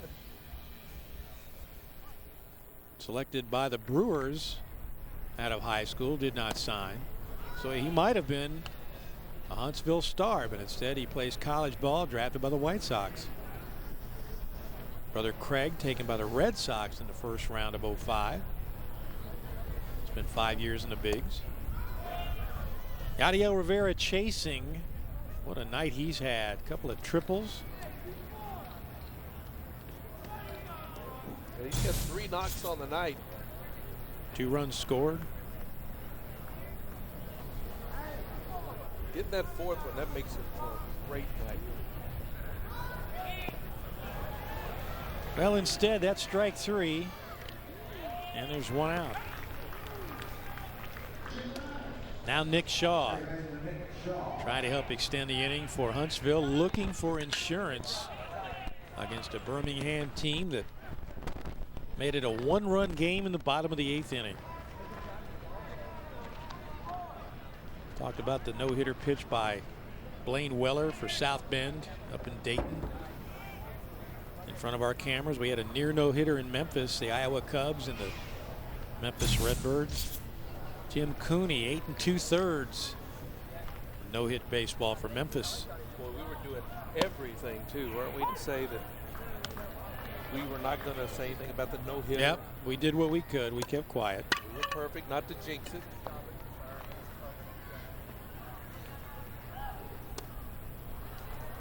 Fooling Nick Shaw. He's had a big night. Couple of base hits, sack bunt. 276 hitter.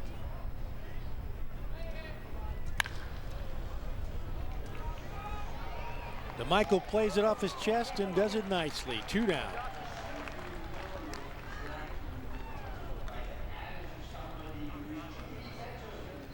So now Josh Fellhauer, a pair of doubles and a single. He's 3 for 4 tonight. Has his average up to 282.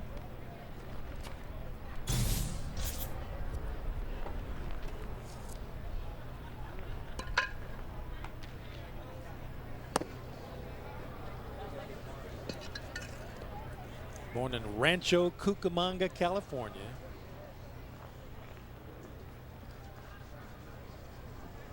A very nice play that time at second base.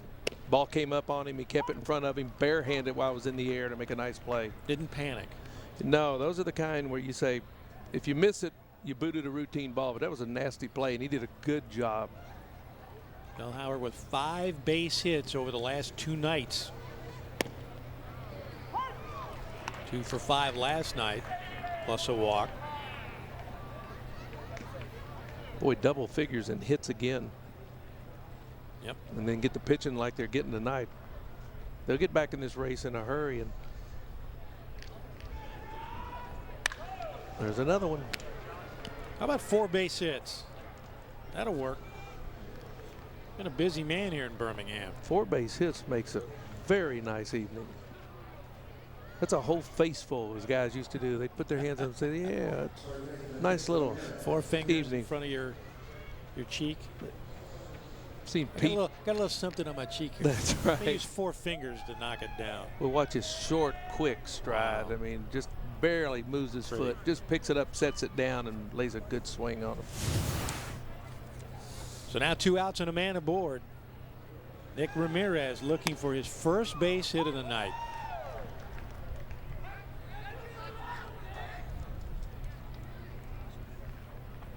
For whatever problems they've had with the likes of Bellhauer and Rivera and Nick Shaw, the Barons so far have gotten it done against Ramirez.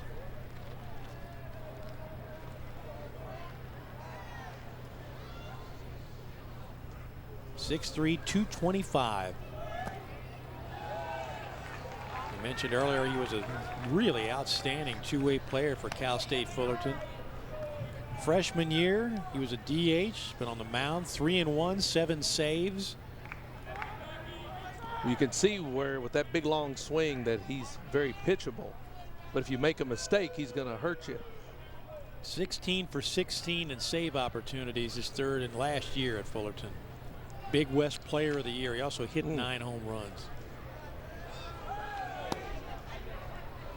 But they're tough every year, aren't they? Seems like. Great program. I think one of my ex-teammates, Tim Wallach, went to Cal State Fullerton. One time I got a chance to cover the College World Series, and the Titans won it back in the summer of 1984. Arizona State had a Golden Spikes winning center fielder named Odeby McDowell went on to play for the Rangers, but a pretty good left fielder by the name of Bonds.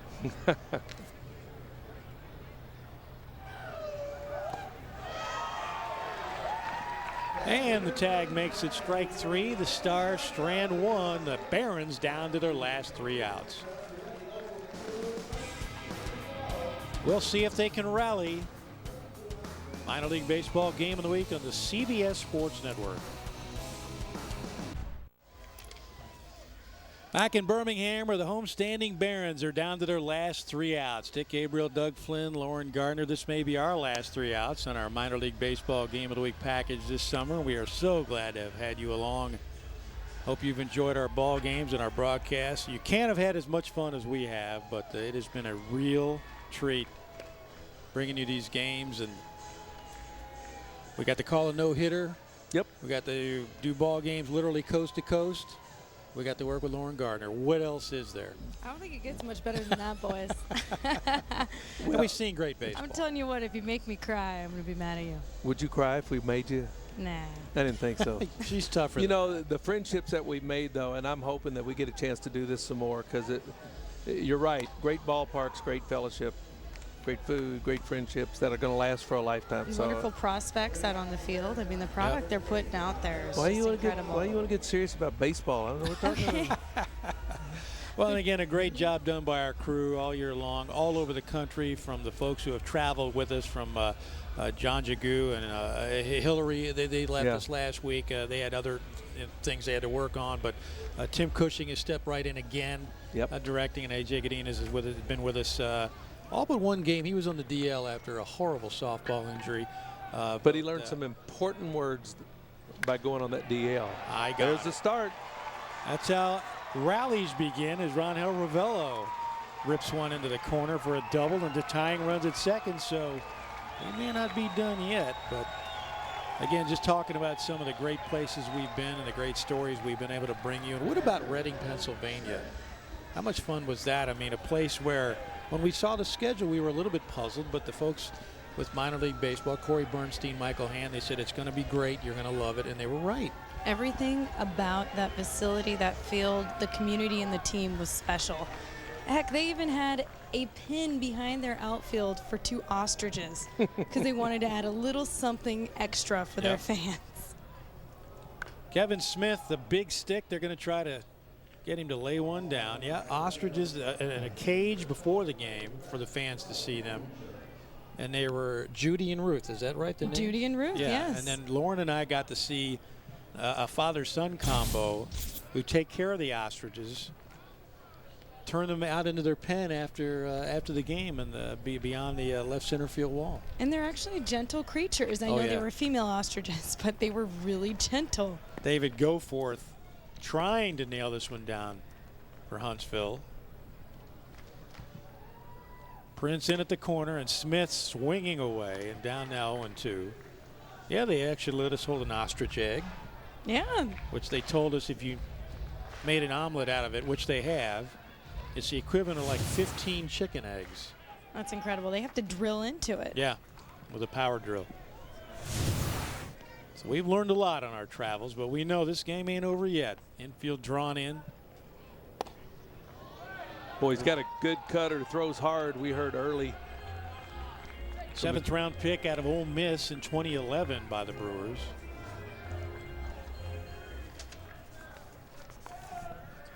.510 205.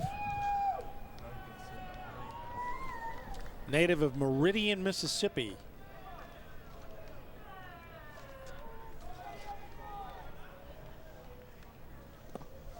Chris Hook was telling us that if they get to the point in the game where they get this kid in with his 23 saves, they feel pretty comfortable. He's got a good cut fastball, and I think we've already seen that on a couple of pitches. That time a little breaking ball. Not very big, but has a good arm. As you saw, 38 strikeouts in 56 innings, opposing batters 225. There's the night for Kevin Smith. Absolutely crushed one back in the 2nd inning.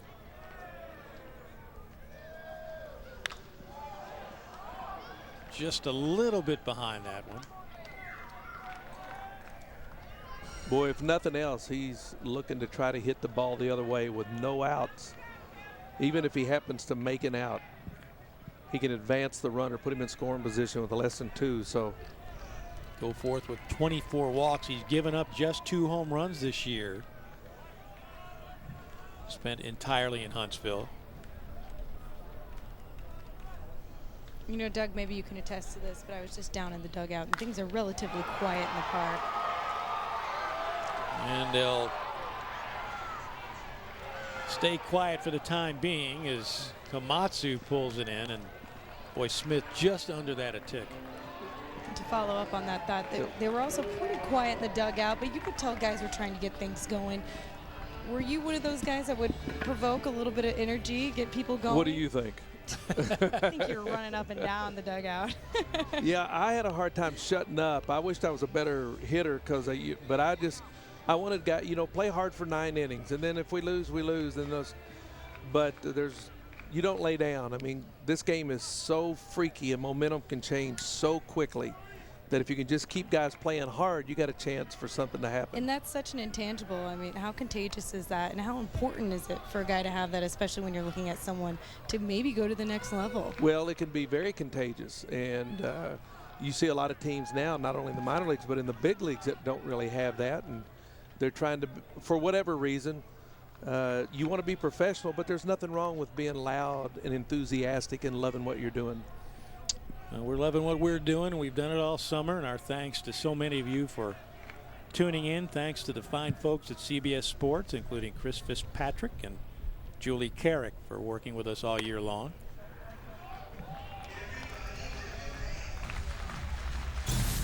First year for the minor league game of the week. Fine folks at JMI, Tom Stoltz, deciding to try something new along with the folks at MILB. Eric Judson from JMI. Played in the Padres chain. You guys got a chance to chat a little bit about some of the folks you know, and that really, I knew it, but you know, you talked about the fraternity, and you and Eric had never met, and yet you start throwing names around of guys you both played with and played against, and it's just one big fraternity. It really is. I don't think there's a city we've gone that you don't know somebody. You It's swing like by cheers. Joey DeMichael. Well, your better half at home, who in all candor is a pitcher for the Cincinnati Reds.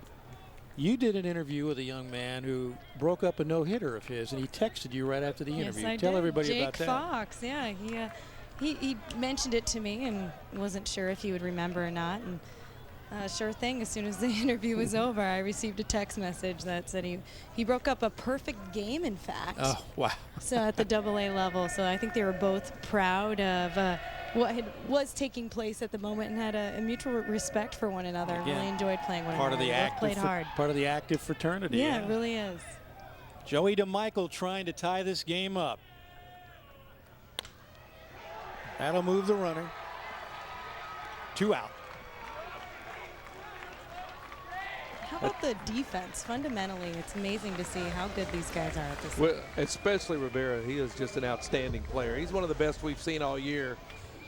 I mean, to have the presence of where to play, he shortened up that time a little bit, got a great jump on the ball that's hit right over the pitcher's mound and makes the play look effortless. You see how fast he closes, catches the ball this side of second base, the first base side. It makes the play look routine. Seen a lot of great shortstops in our travels. Now Chris Curley, tying run 90 feet away. Go forth trying to shut it down for the 24th time this year. Well, our thoughts go out to the people in Salt Lake City. We were there last week, had a marvelous time. Honored to interview the governor in the booth. They've had some terrible rainstorms out there. Mudslides. And those things don't sound dangerous, but they really are. Oh, They yeah. cause a lot of destruction, and they're very dangerous. It's a scary deal. When you talk about a setting with the mountains behind the ballpark. Curley down in the count. Whoa. That almost looked like he got crossed up. Well, Robinson Diaz just kept this game from at least going extra innings. He doesn't pull in that pitch, it's 3-3. I don't know if he was sitting down the way and the ball was up and out the strike zone, or if he got crossed up, but whatever he did a fine job of recovering. Used his vertical well. Maybe trying to overthrow just a little bit. But another one of these hard throwers, Doug. You talked about it all year long. We've seen guys in the 90s, and that was rare back in the day. That's true, 94 mile an hour.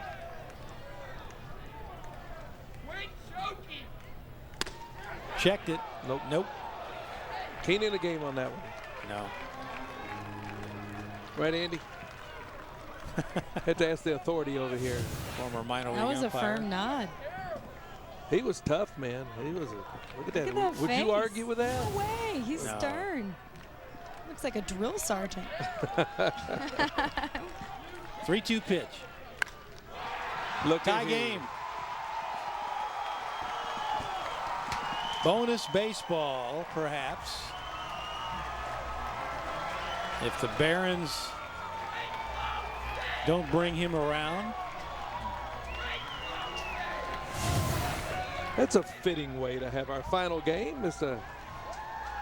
Why not? I'll tell you what, if that dugout wasn't going then, it is now. Curley had a rough night, a comebacker and a couple of strikeouts. But an RBI single makes it 3-3. Ravello comes around. And now Jeremy Farrell as Goforth blows the save opportunity, and now a pinch runner for Birmingham. It's like That's Dan gonna be Wagner. Dan Wagner it is out of Actually, are they going to send him? Well, we'll see. 23 stolen bases on the year. Why not? But first pitch swinging. Jeremy Farrell to Nick Shaw, and we'll go extras. Birmingham 3, Huntsville 3. We'll go to the 10th inning on the Minor League Baseball Game of the Week.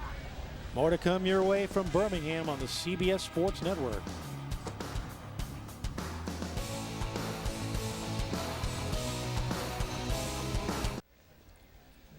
Back in Birmingham for the 10th inning, Huntsville and the Barons trying to settle bragging rights in the state of Alabama, at least for this evening. Huntsville owned them after last night's win, an easy victory for the Stars, but the Birmingham bats coming alive just in time.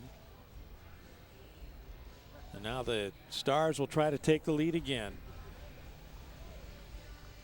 We had extras back when we were coming to you from Sacramento when the River Cats rallied. Got a 2-run homer from Andy Perino to beat the Las Vegas 51s. Las Vegas had scored 2 in the 8th and 1 in the 9th to tie things up. So our first extra inning game since then, and Hector Jimenez leading things off. Rough night, couple of ground balls, couple of strikeouts.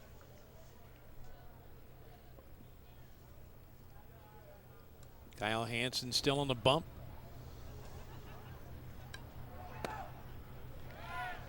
Mike Recchia off the hook now. He was the pitcher of record for the Barons, trailing going into that 9th inning. Boy, changing speeds, throwing that good sinker, then back with a little slider. Gives you a lot of motion from that big body, not overpowering, but able to move a couple of pitches around. Jimenez, a switch hitter from Venezuela. Playing pro ball a long time, drafted, actually signed by the Astros as a non-drafted free agent in 1999. At one point ranked the best defensive catcher in the Astros system. He's been up to the bigs. That first happened in 06. Missed the entire 07 season with a torn rotator cuff. Going the other way with it, sending Josh Richmond way back. 1 out.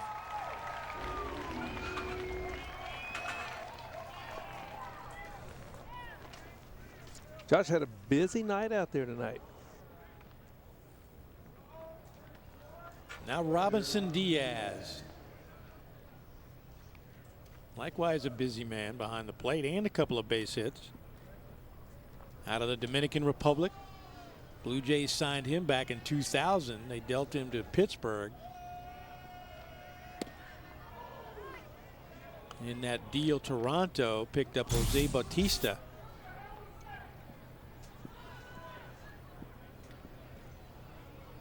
Made his major league debut in 08 with the Blue Jays. Traded back to Pittsburgh. They called him up in 08. Got his first big league hit with the Pirates.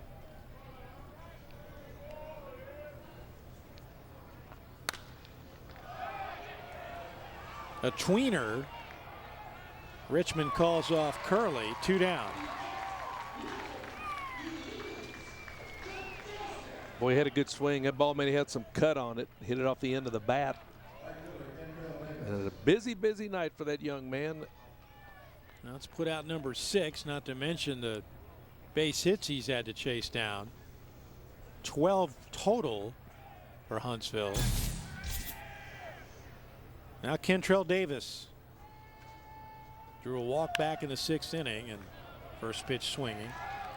DeMichael just barely takes care of the speedster out of Mobile. 3 up, 3 down, nothing across. For the Stars, we'll go to the bottom of the 10th, tied in Birmingham. Barons 3, Stars 3, minor league baseball game of the week on the CBS Sports Network.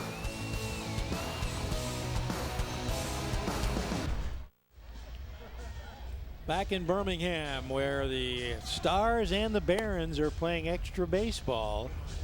Bottom of the 10th inning. And some fans still hanging in there. They've seen a good game here at Regents Field. Birmingham jumped out to a 1-0 lead in the second, stayed that way till the 5th inning when Huntsville put up 2 runs. Put up another to take a 3-1 lead. And bottom of the 9th, Birmingham ties it up. Guy out in the rocking chair texting his wife saying, honey, I'm going to be a little late. Right. Now for the first time tonight, some of the Adirondack chairs and rockers are available. They were lining up to sit in those seats out beyond the right field berm, but got a little late here in Birmingham. Michael Early to lead things off. For the Barons, you see, looking for his first base hit. Native of Anderson, Indiana, where he still lives.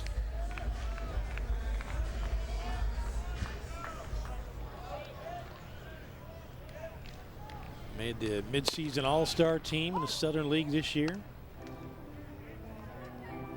Back in 2012, tied for the Carolina League in triples with 7. 3rd in total bases, 5th in hits. Very productive season at Winston-Salem.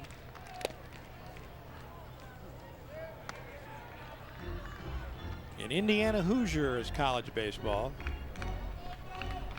Senior year, 13 homers, 40 runs batted in, batted .352. Named to the All Big Ten team 4 times. Got him to chase. Well, that was just good morning, good afternoon, and good night right there. Now Trace Thompson.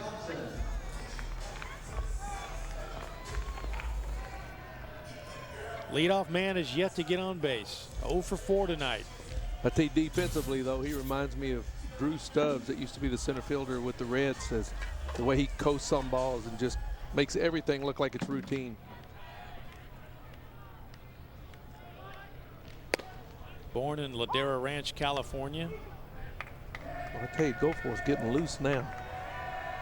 Got an inning under his belt. Thompson in his 5th year of pro baseball. Former 2nd-round pick. Sox took him in 09.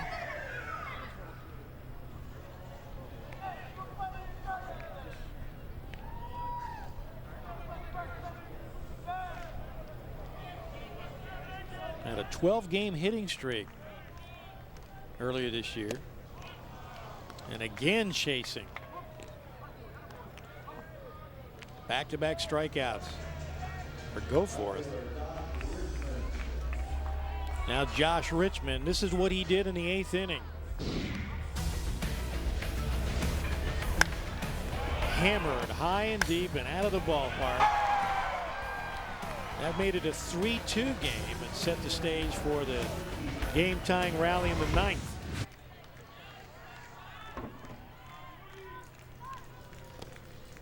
And in fact, that came with 2 out.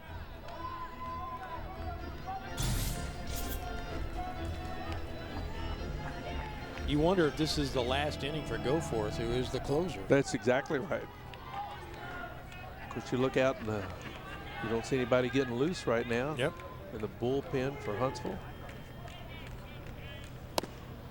Boy, there's that cut fastball he's got. And I mean, it's at 89, 90 miles an hour. Pitch that made Mariano Rivera so famous. And a first ballot Hall of Famer, I'm sure. Gotta be. The ball just nasty. Right on the top of the knee. Richmond signed as a free agent with the White Sox May of last year. Born and still lives in Cincinnati.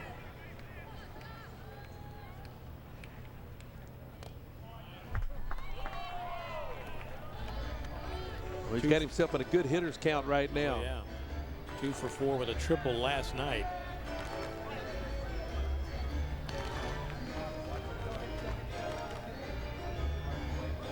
I think Goforth has been stingy about throwing the ball over the inside part of the plate too. He's stayed pretty much on the outside, middle or away.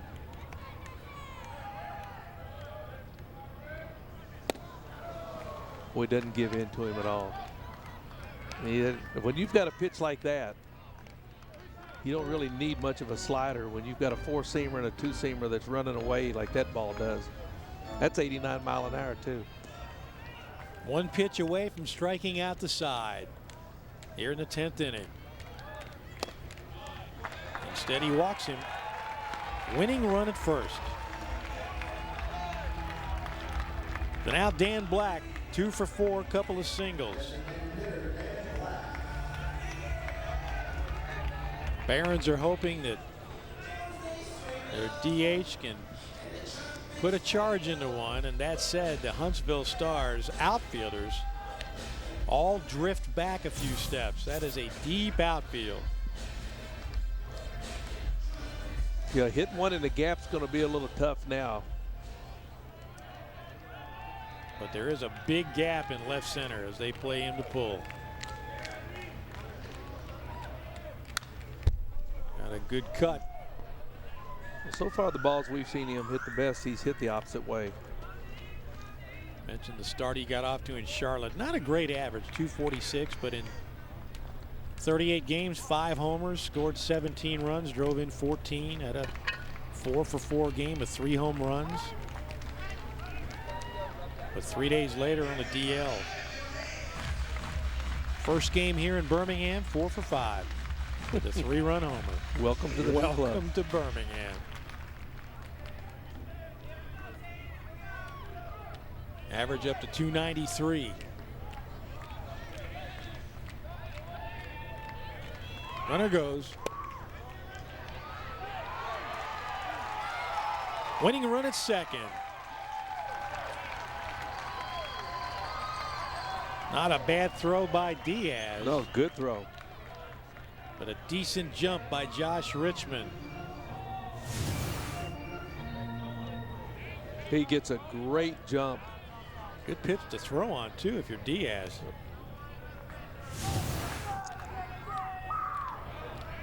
Up and away, almost a pitch out.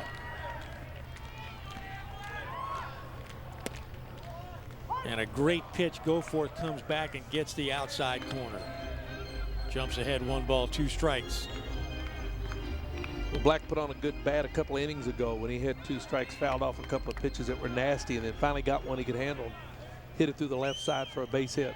They still play him up the middle though. Now the outfield's pulled in.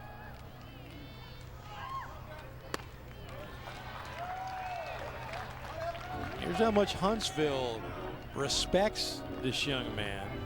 Back on June 25th, he tied a Southern League record against the Stars by drawing 5 walks in 1 game. Wow.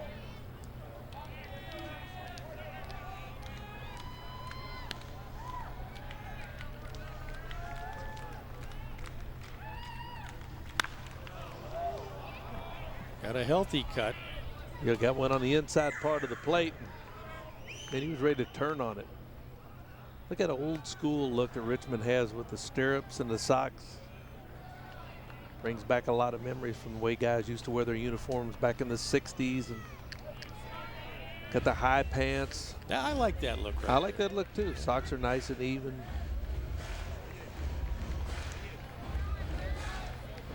Black got back up to Charlotte for a brief time last month, and enough to go long enough to go 11 for 31 in 10 games.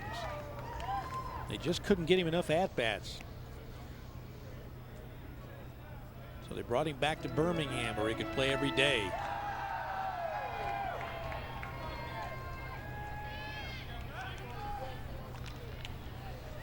Boy, you have a little cat and mouse game going on here. This is the veteran Dan Black here against Goforth. Trying to break the rhythm a little bit. Absolutely. Here's the 2-2 pitch. Easy play for Nick Shaw. Barons put the winning run at second, but that's where he stays, and we'll go to the 11th inning. In Birmingham, the Barons and the Stars locked up 3 apiece. Minor League Baseball game of the week on the CBS Sports Network. Back in Birmingham, where Huntsville and the Barons play into the 11th inning, locked up at 3. Dick Gabriel, Doug Flynn, Lauren Gardner, the last of our minor league baseball game of the week broadcast, but we just can't seem to leave you. The Stars and the Barons have not yet decided things. Bottom of the order up, and a new pitcher, Nestor Molina, making his 36th appearance. There you see his numbers. 50 innings, a 6-3 record. He struck out 38. He'll try to keep these Stars quiet. So Kyle Hansen does his job. It's not that chilly. Well, there's an Auburn fan. Well, she's a fan, though, isn't she? She's still here. We're going into extras. Mind you, it was 95 degrees earlier today here in Birmingham. And a great seat at the ballpark. Oh, yeah. He's got our seats. A little nervous. Got a tight ball game. Molina 6'1", 220 from Venezuela. Good chance.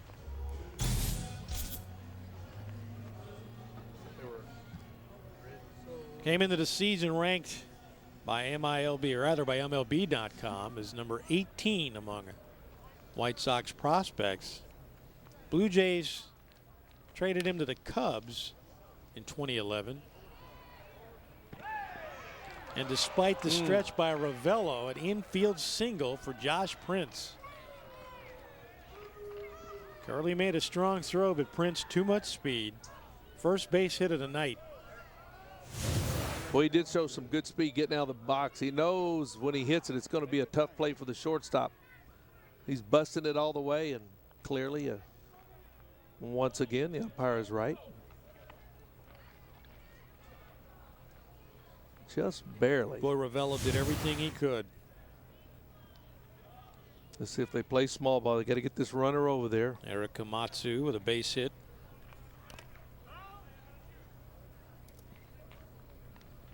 One for 4 on the night. That matters not to him right now. He just wants to move that runner.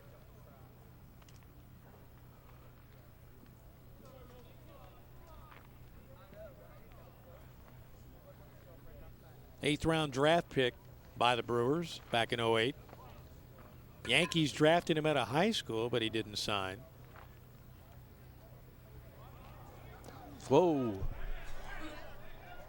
And an easy bag for the Stars. And now it makes it real easy. Now you still bunt him. If you're going to bunt him to second, you got to bunt him to third. Barons get crossed up. A bad moment for the home team.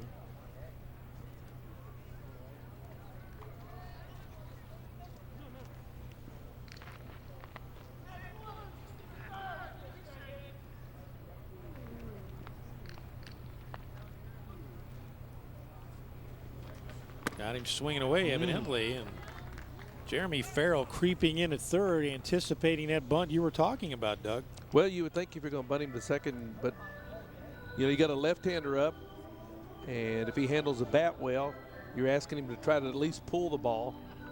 That way he can either get a base hit or it does advance the runner.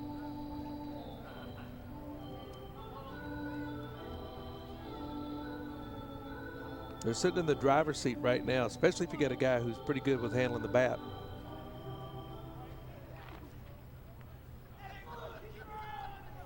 Matsu, the Brewers minor league player of the year in 2010.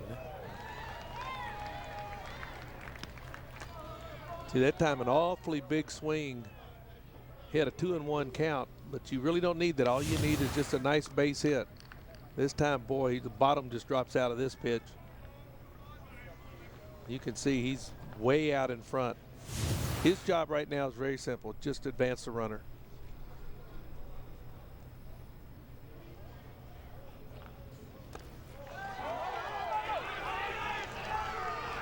Barons have to be careful, and now they plunk him. And I don't think they'll call him out because it looked like he was inside the line. Yep. So Kevin Smith on strike 3 puts it Right between the 2 and the 6 on Komatsu, but as you mentioned, inside, rather outside the baseline. Inside he's out, outside he's safe at first, runner at third. Yeah, I think that's pretty much what the argument, or it's really just going to be a discussion, because from our vantage point, we could see he was running between the lines. And good job by the umpires.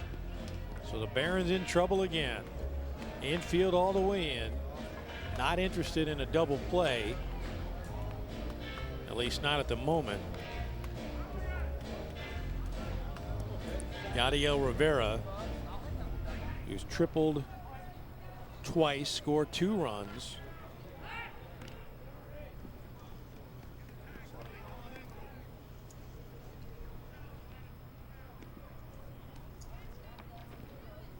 Barons with a lot of work to do. Huntsville with a great opportunity. Here in the 11th inning.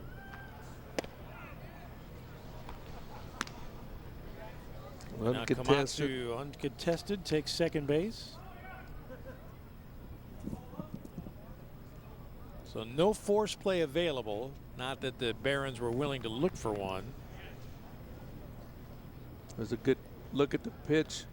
Ball in the pitcher's hand. Looks like he's got a good split finger, and he starts off with the ball in his hand at a split finger, and then when he goes to his glove, he'll either leave it there or change it. And now you can see doesn't need it now. No.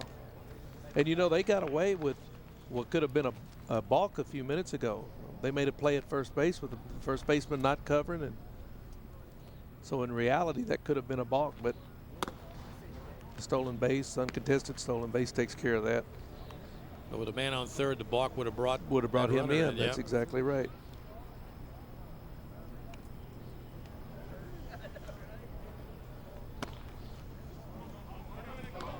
So now sacks are full of Stars with nobody out.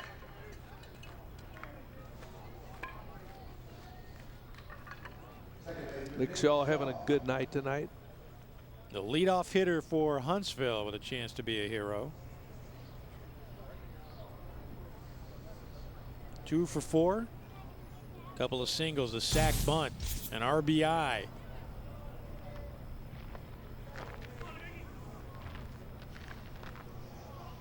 Stars surrendered the lead in the 9th, bidding to take it back.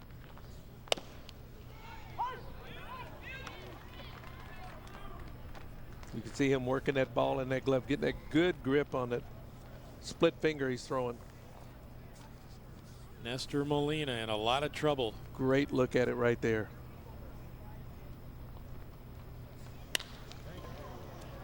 Wow. Stars take the lead. Richmond can't make the play. 1 run, now 2 runs.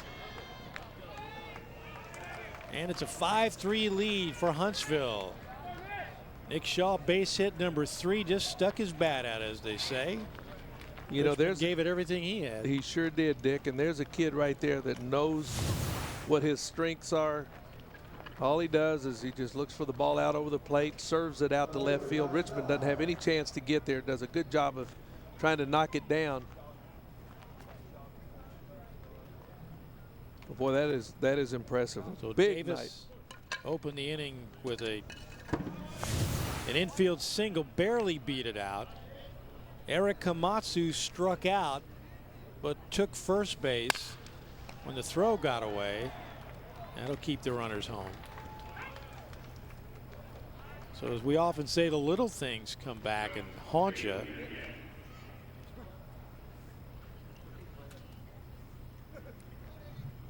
Well, once again, you look up there, when they put things together, they've shown the last couple of nights, Huntsville's been able to string walks and base hits and everything together, and they've had a couple of big innings, and that's been the difference in the last 2 nights. Now Nick Ramirez. We mentioned it several times. Big stick in the lineup, but a rough night tonight. He's 0 for 5, couple of strikeouts.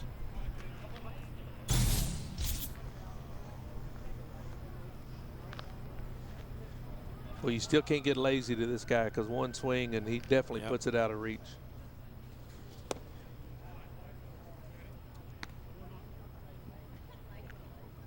Former 4th round draft pick.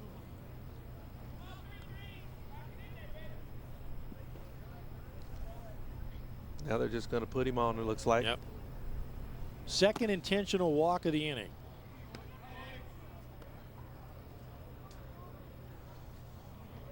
Nothing happening in the Barons bullpen.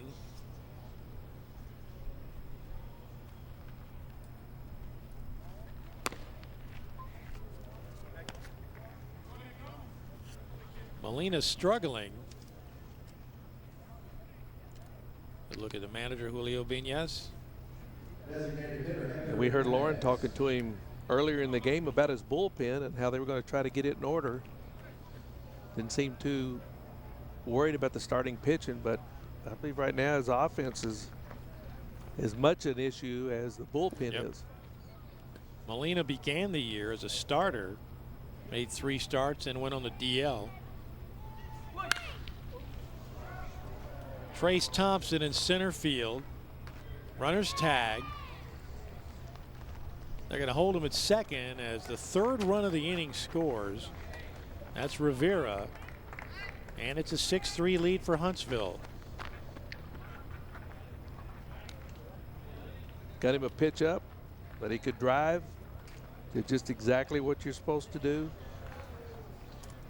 So Jimenez with the RBI single, rather the RBI sac fly. And Robinson Diaz stands in. 2 base hits and 5 trips. More insurance for Huntsville. Trying to make it 2 straight wins here in Birmingham. Second game of a 10-game road trip.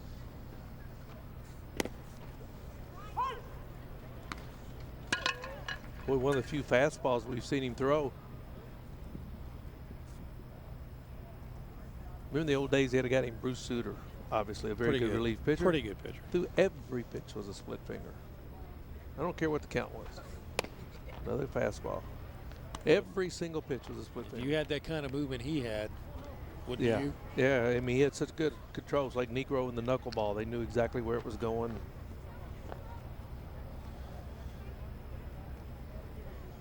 Molina trying to work his way back to the kind of form he showed 2 years ago before his injuries began. 2012 ranked #2 prospect in all of the White Sox organization by Baseball America. We've talked so much about the guys that are prospects just on their talent alone, but when you take in consideration that you also have to be pretty lucky to be able to get through physically and able to play the game.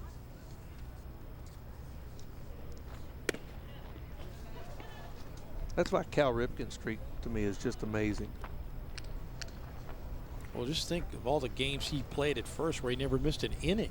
I know. Much less miss a game. I mean, you sleep wrong sometimes and you wake up and can't play. Come on. You hear about guys throwing their backs out with a sneeze. Yeah. I knew a football coach who did that once. That's just remarkable. Could be trouble. Farrell charging. Diaz pretty good speed, but that'll do it for the Stars. They get it done though. In the 11th, this is what did it. Nick Shaw, 2 runs batted in, a 3-run 11th, and Huntsville takes a big lead going to the bottom.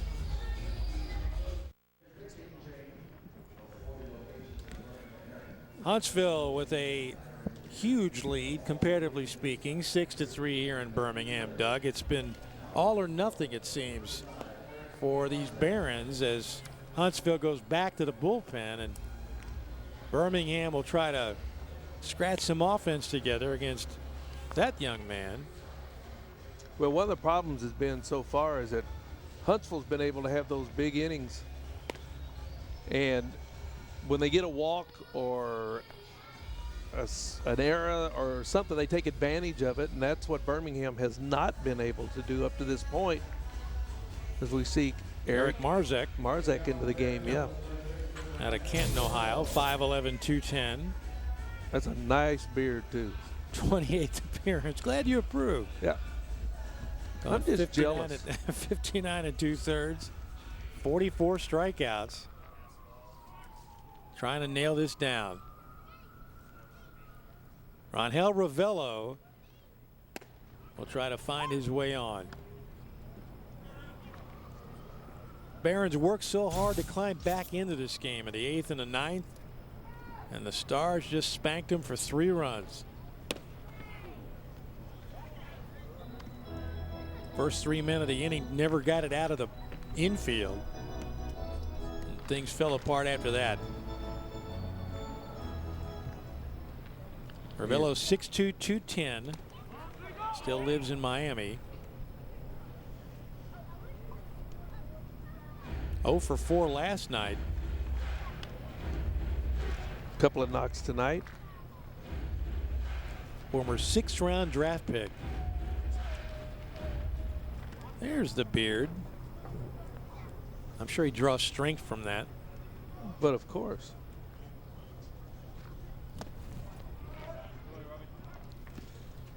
Ravello earlier this year had a 26-game hitting streak. Between June 8th and July 11th, hit .379 in that streak. A couple of homers, 11 doubles. 3rd longest in Barons history. There's a hanging ball right there. He was sitting on that breaking ball, wasn't he? He sure was. Led off the 9th with a single, came around on a game-tying base hit by Chris Curley.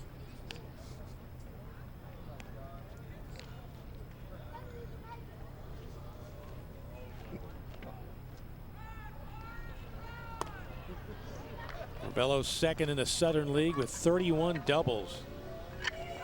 Boy, after getting behind, Ravello doing a good job now of just hanging in there. Now he's going to have the good pitch. You don't want to walk the leadoff hitter. Got a 3-run lead, a good cushion, and he can't hit a 3-run homer, so you need to give him, throw some strikes. Which he did, and Ravello just gets under it. Komatsu still drifting back.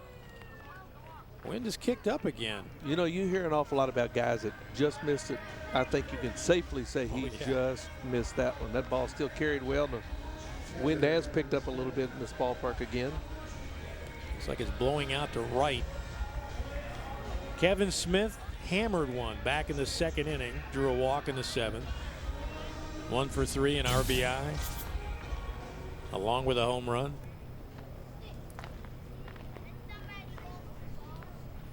So David Goforth is the pitcher of record right now for the Stars. Marzek, who pitched at Youngstown State, he was a Penguin, trying to close things out. This is what he did back when he got a hold of one in the 2nd inning. Just the sound alone lets you know that thing was out of here. Marzek drafted in the 30th round out of Youngstown State in 2010. Has worked his way up to Double-A ball.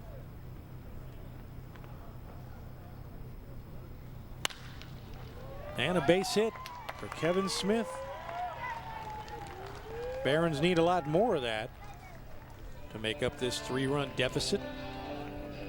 Marzek will be looking for the double play. He's already communicated with his middle infielders about who gets the throw if he has his hands on the baseball. Joey DeMichael looking for his first base hit. Couple of fly balls, couple of ground balls. Yep, a bloop and a blast, as they used to say.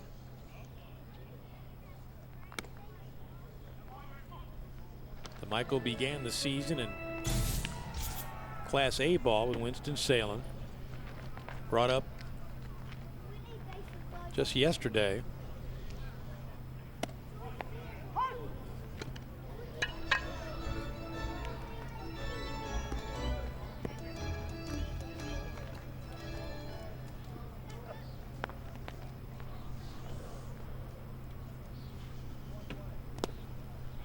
Nice pick by Diaz.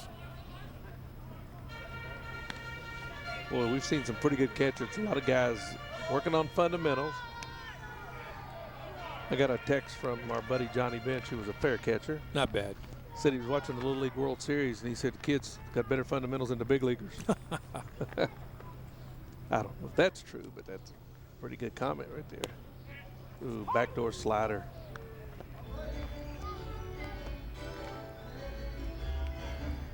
DeMichael 0 for 3 in his debut last night.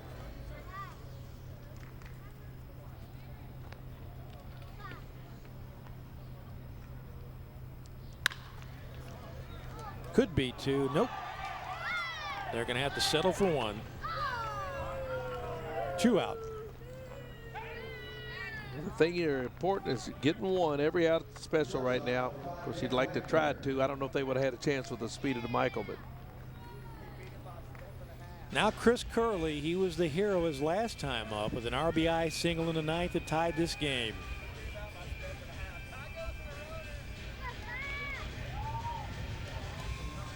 Mentioned earlier, he was born in northern Kentucky, still lives up there. He doesn't know it, but he is kind of a neighbor of Miss Gardner. Yeah, that's true.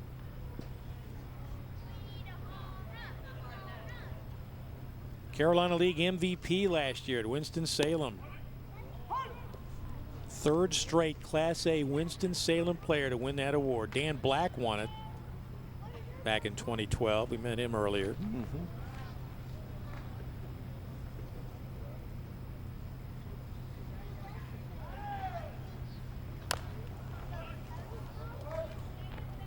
Now down to his last strike, as are the Barons. Here in the bottom of the 11th inning. Boy, watch Robinson Diaz, the way he's always talking to his pitcher, showing enthusiasm, keeping the guys fired up.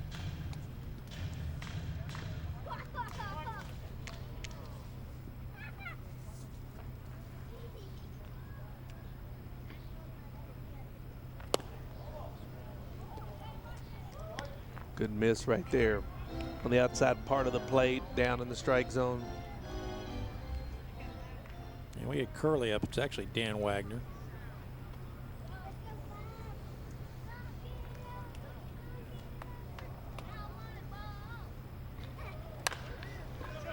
How about that? Goes the other way. Drives in a run. Trying for 2. Out. Game over. Well, it was a gamble. Tried to put himself in scoring position. Wagner drove in a run, but gunned down at second base. Great throw by Fellhauer, and that'll do it. So Huntsville puts up 3. Birmingham comes back and just gets 1. And the Stars make it 2 straight over the Birmingham Barons here at Regions Field. It has been a great summer.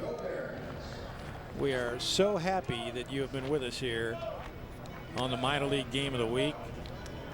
As we mentioned, we have had some tremendous opportunities to see great ballparks across the country. We mentioned we started in Pawtucket, where that game ended in fog. We learned that fog equals rain. That's right. And that it's awfully tough to see the baseball coming out of the sky when it's this foggy. But again, just tremendous help and great fun throughout the country, and in Charlotte and Fresno, Columbus, Memphis, Tacoma, Corpus Christi, Charleston, Sacramento, Myrtle Beach, Dayton, Omaha, Reading, and of course Salt Lake, and here in Birmingham. Let's go down to Lauren Gardner with a late inning hero. Lauren. The late inning hero in Nick Shaw. Nick, this place has treated you well last night and tonight. 3 for 5 both nights. What's been clicking so well for you? I think my timing's back on time, and seeing the ball real well here compared to Huntsville. I felt like I was hitting with a blindfold there for a couple of weeks there, but now we're back here. I can finally see, and it's a lot more fun, especially playing in front of these fans too. And what were the impressions, your impressions of your pitching staff tonight? Oh, dominant, as they have been all year. You know, they took some time off, which they deserved. First half they did real well, and now they're back, so we just got to support them with offense. Oh, here comes a nice prize for you. I'm going to get out of the way for a second. That one looked chilly, crushed ice included. You don't look very happy about that one. Tonight's win wasn't easy, but how important is it for this team to get wins like this at this point in the season? I was just talking to their PA guy actually yesterday about winning the first half and then trying to get momentum or motivation even in the second half. but this first two games is huge for us. Just got to build off this and keep going.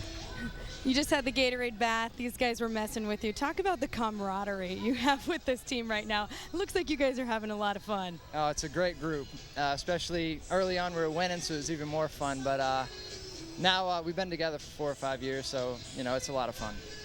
You guys clinched the first half, the playoffs in the first half. How do you go from here? What's the key?